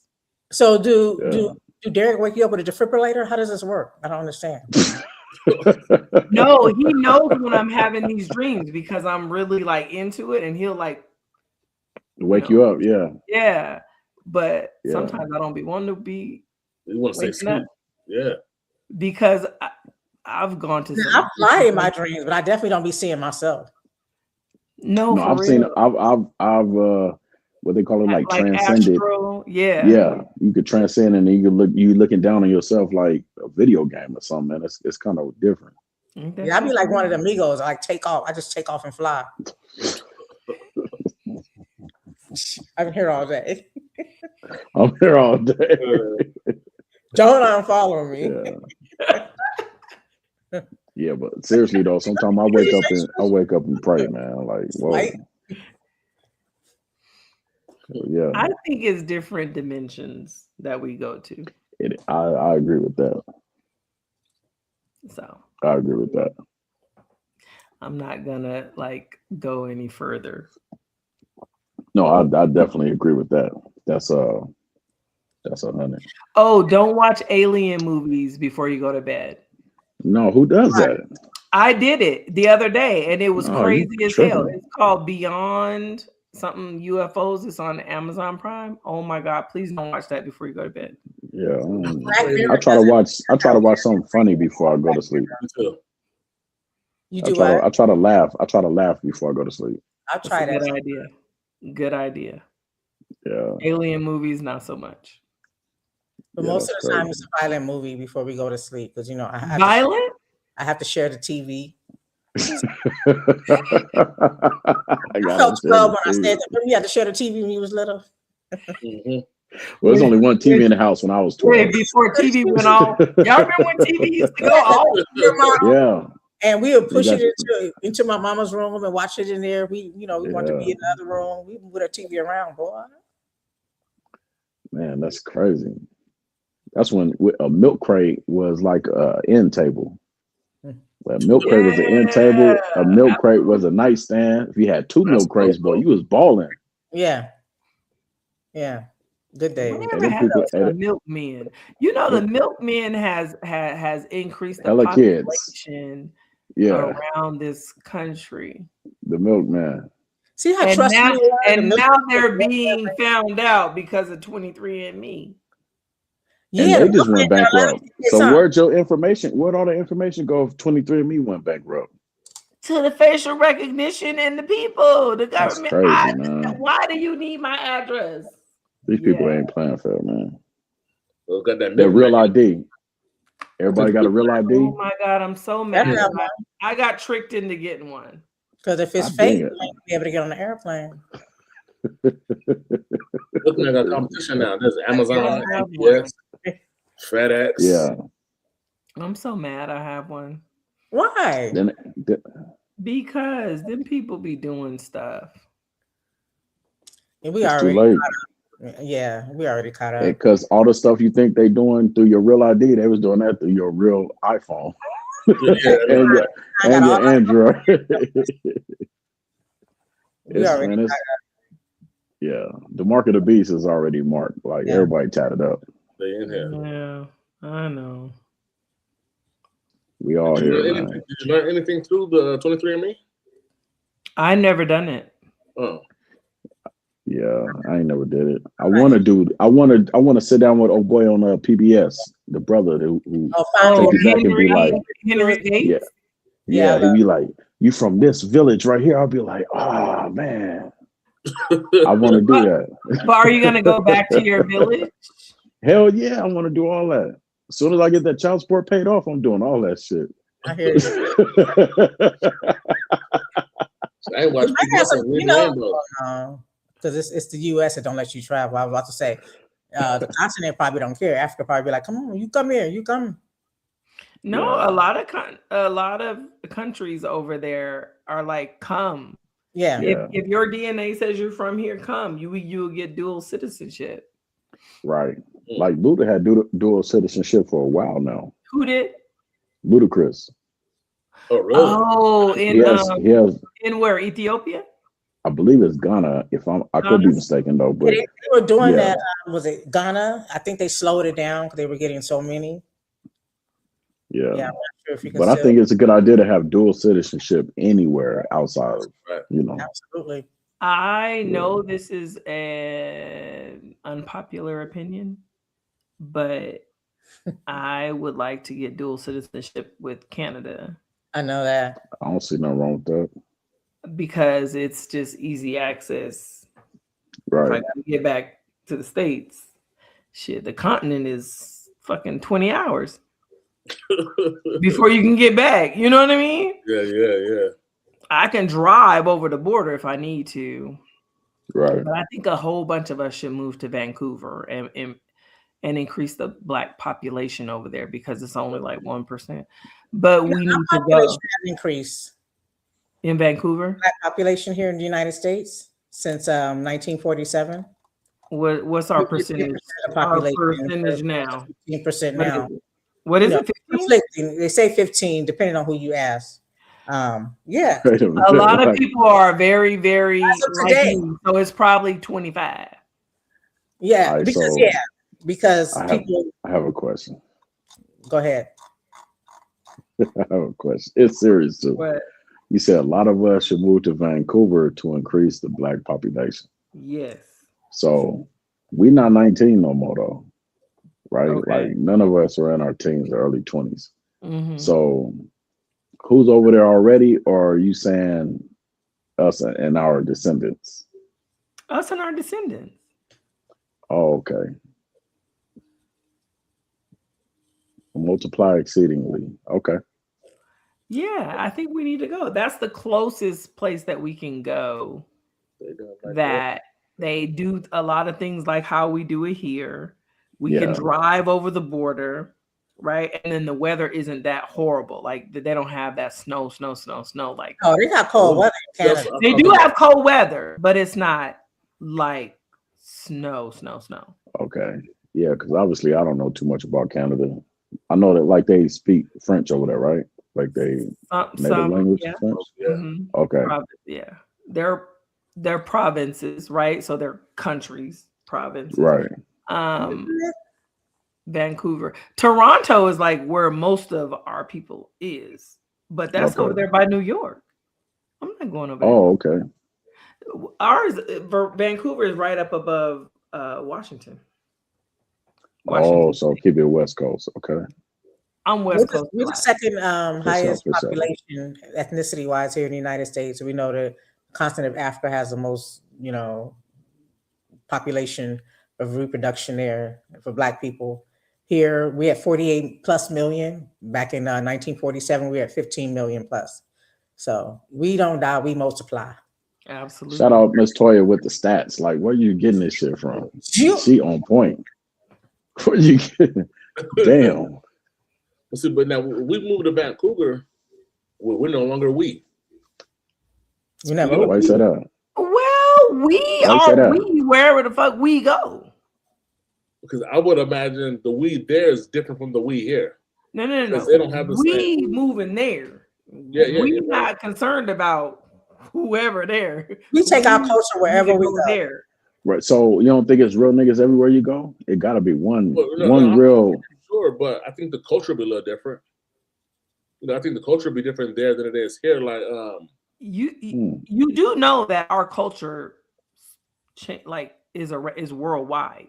100%. 100%. Everything we do is okay. So I think what we may be experiencing, what may have us traumatized, they probably don't experience the same thing. So we might go over there and get love from certain people that we didn't expect to get it from back home. Or going there, we may look at niggas a certain way because of how we grew up here. Mm-hmm. In reality, they may show us love there. Okay. So I just think the cultures will be a little different. I think it'll be a culture shock. I agree with that. That's all. I mean, I know some Canadians who come down here and be like, "Whoa, America's great. Oh, I didn't have it like this back home." Or we may converse a certain way. They be like, "Whoa, hold on, we don't do that back home." It's kind of like in the early 2000s to where Hispanics in Vegas didn't get along with Hispanics out of LA. You know what I mean? And I didn't understand that. So I think it's just a culture shock myself. I can see that. We can go over to Canada and procreate and do like that one lady. I think she was from Brooklyn. She went over to India. She had a little boyfriend she met online. And we can act like her. And this is how she was acting. I'm talking unless y'all giving me land and 2,000 or more every week. You hear me? I'm getting a Pakistani passport and Pakistani ID. I'm getting it. Do y'all agree? Mind your business. What?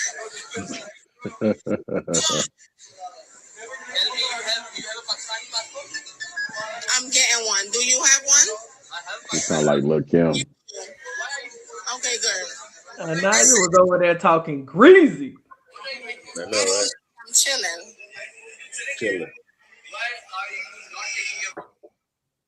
Getting paid is the Brooklyn way. Yeah, that's funny.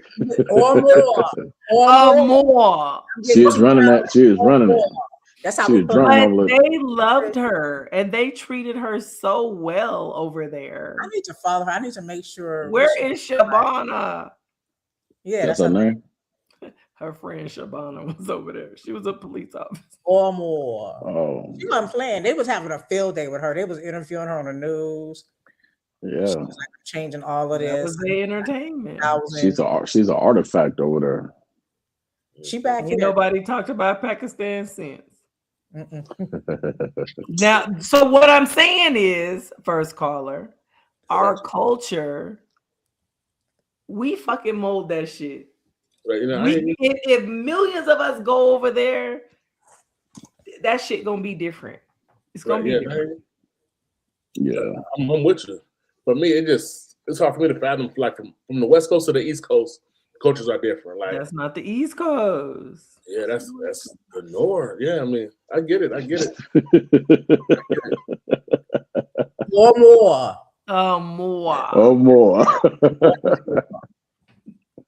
You hear me? You listening? Mind your business. Mind your business. I'll be right back. All right. 9:30 looking. Or more. Y'all, we just chilling. Yeah. I'm just saying, it's just so different, right? Like we just really chilling. Like it's just us. Yeah, it's a new year. It's 20. year. It's 2026. What do you think that says about the new year? Because we do this every year. I don't know, around not always the same time, but we always do a New Year show. Yeah. But this one's a little different. I mean, I'm enjoying it. It is different, but I like it. Yeah. Yeah. We're comfortable. I mean, we're kicking in the living room. Yeah. Yes. That's what it is. This is a living room episode. Yeah, exactly. Yeah. Right. Yeah. With the house shoes on. And, yeah. Oh, yes. Yeah. Yes. Yes. I like yes, yeah. Be more or more. We have more. Let's be right back. Hold on, right back. Hold my little youngster. Hold my right. I'm right back. Oh my bear. Yeah. Yeah, it's living room episode. Yeah, I know. As a producer, and you focus on the analytics, but right now you just got to be in the moment. I'm definitely in the moment. A lot of people come back and rewatch it. I rewatch a lot of stuff, like especially when I'm at work. Yeah. But yeah, it's natural because I have to focus, because if someone is there, I want to be in the moment with them too and engage them. So well, they got to speak up or forever hold their peace. The good thing about this one is, Miss Toya, you'll be able to look at it tomorrow and really see it objectively. Because I don't like to watch them again. I wish I did. You might like to watch it because you're not you're sober. No, I'm just critical. I really am. I'm gonna catch something that I said.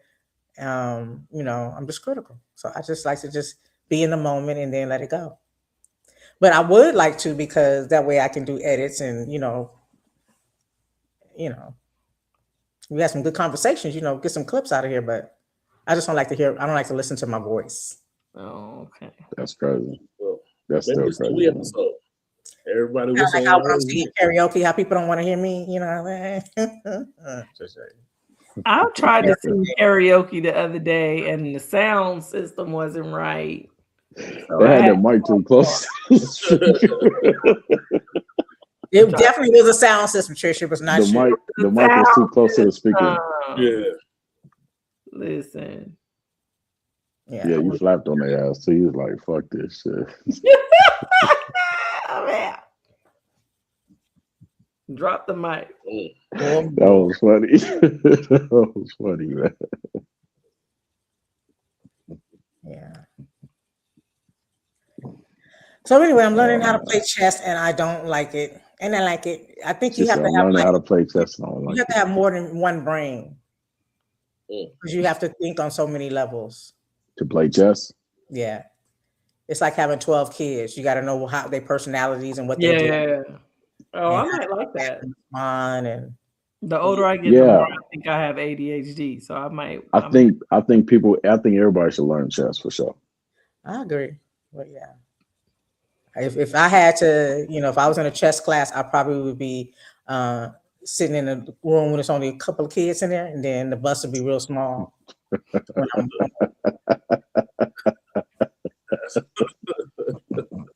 I learned different. It would be kind of short. Yeah. It'd be short. All day, first day, they playing checkers. Oh, damn. It'd be like 5, it'd be like 5'2", you know what I'm saying? It would be like, NBA height. Yeah. That is funny, man. I guess it was a lot of one-on-one. That's funny. Mm-hmm. Well, that was fun. What y'all gonna do?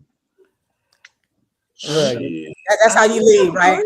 You say, I'm gonna go. So what y'all about to do? Yeah. You got a young hungry. I'm gonna go give me some food. I know that carne asada fries sound really great, right? And that sounds righteous, right? Because I'm not hungry. It is. Or more. More. I'm gonna go get me some food and then get in my bed. Yeah, rub your feet together. Rub these feet together and roll on over. That's what's up. Yeah, I'm about to go let the TV watch me so I fall asleep. No aliens, no violence. Oh my God, please don't watch the alien movies. Ugh. I love some sci-fi. I can watch an alien movie. It's a Black Mirror. Don't watch Black Mirror. Before bed? Yeah. Don't do it. Especially when they're talking about like our government, the CIA. Yeah.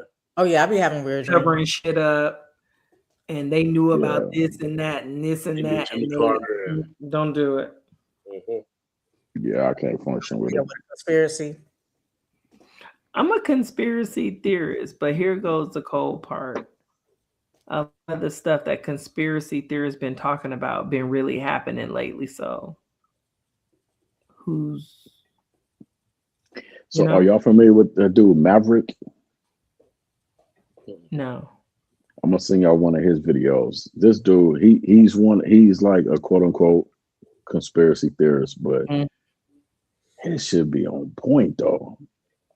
It's like, damn man, I didn't even think about that. And not only is it just a thought, but it's research based also.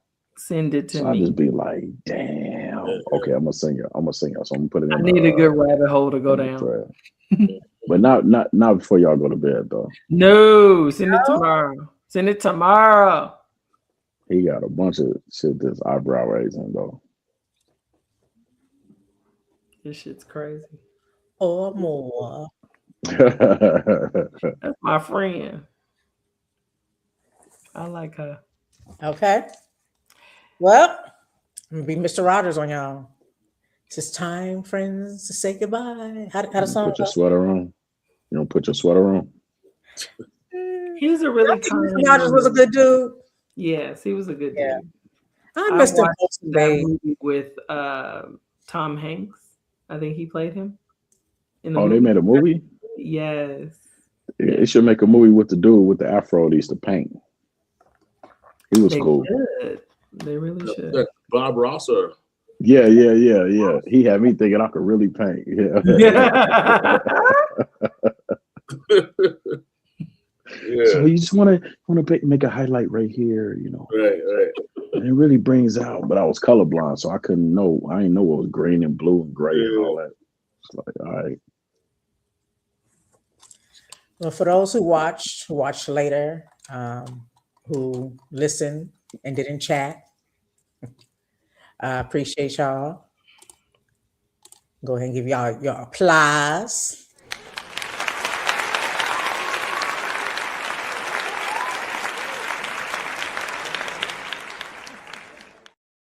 I think the applause should be petty. They shouldn't have clapped. I don't think they should have clapped. We not taking petty in 2020. Right. That's right. Yeah. What she said. I forgot real quick. You taking the middle ground. All right. Last words. Let's get on up out of here. Who's That's it.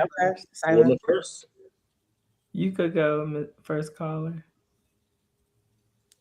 Last words for me is be true to who you are. You know what I mean? Be true to yourself. If they don't like it, fuck them. I mean, as long as you're true to who you are, you know what I mean? It is what it is. That's all I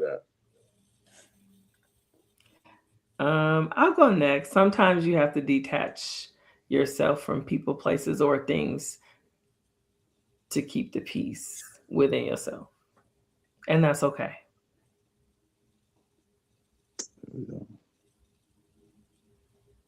GB, it's your turn. I will say, hey, where you focus is where you are. So it don't matter where you're trying to go, but if you don't know where you at, you ain't gonna never get there.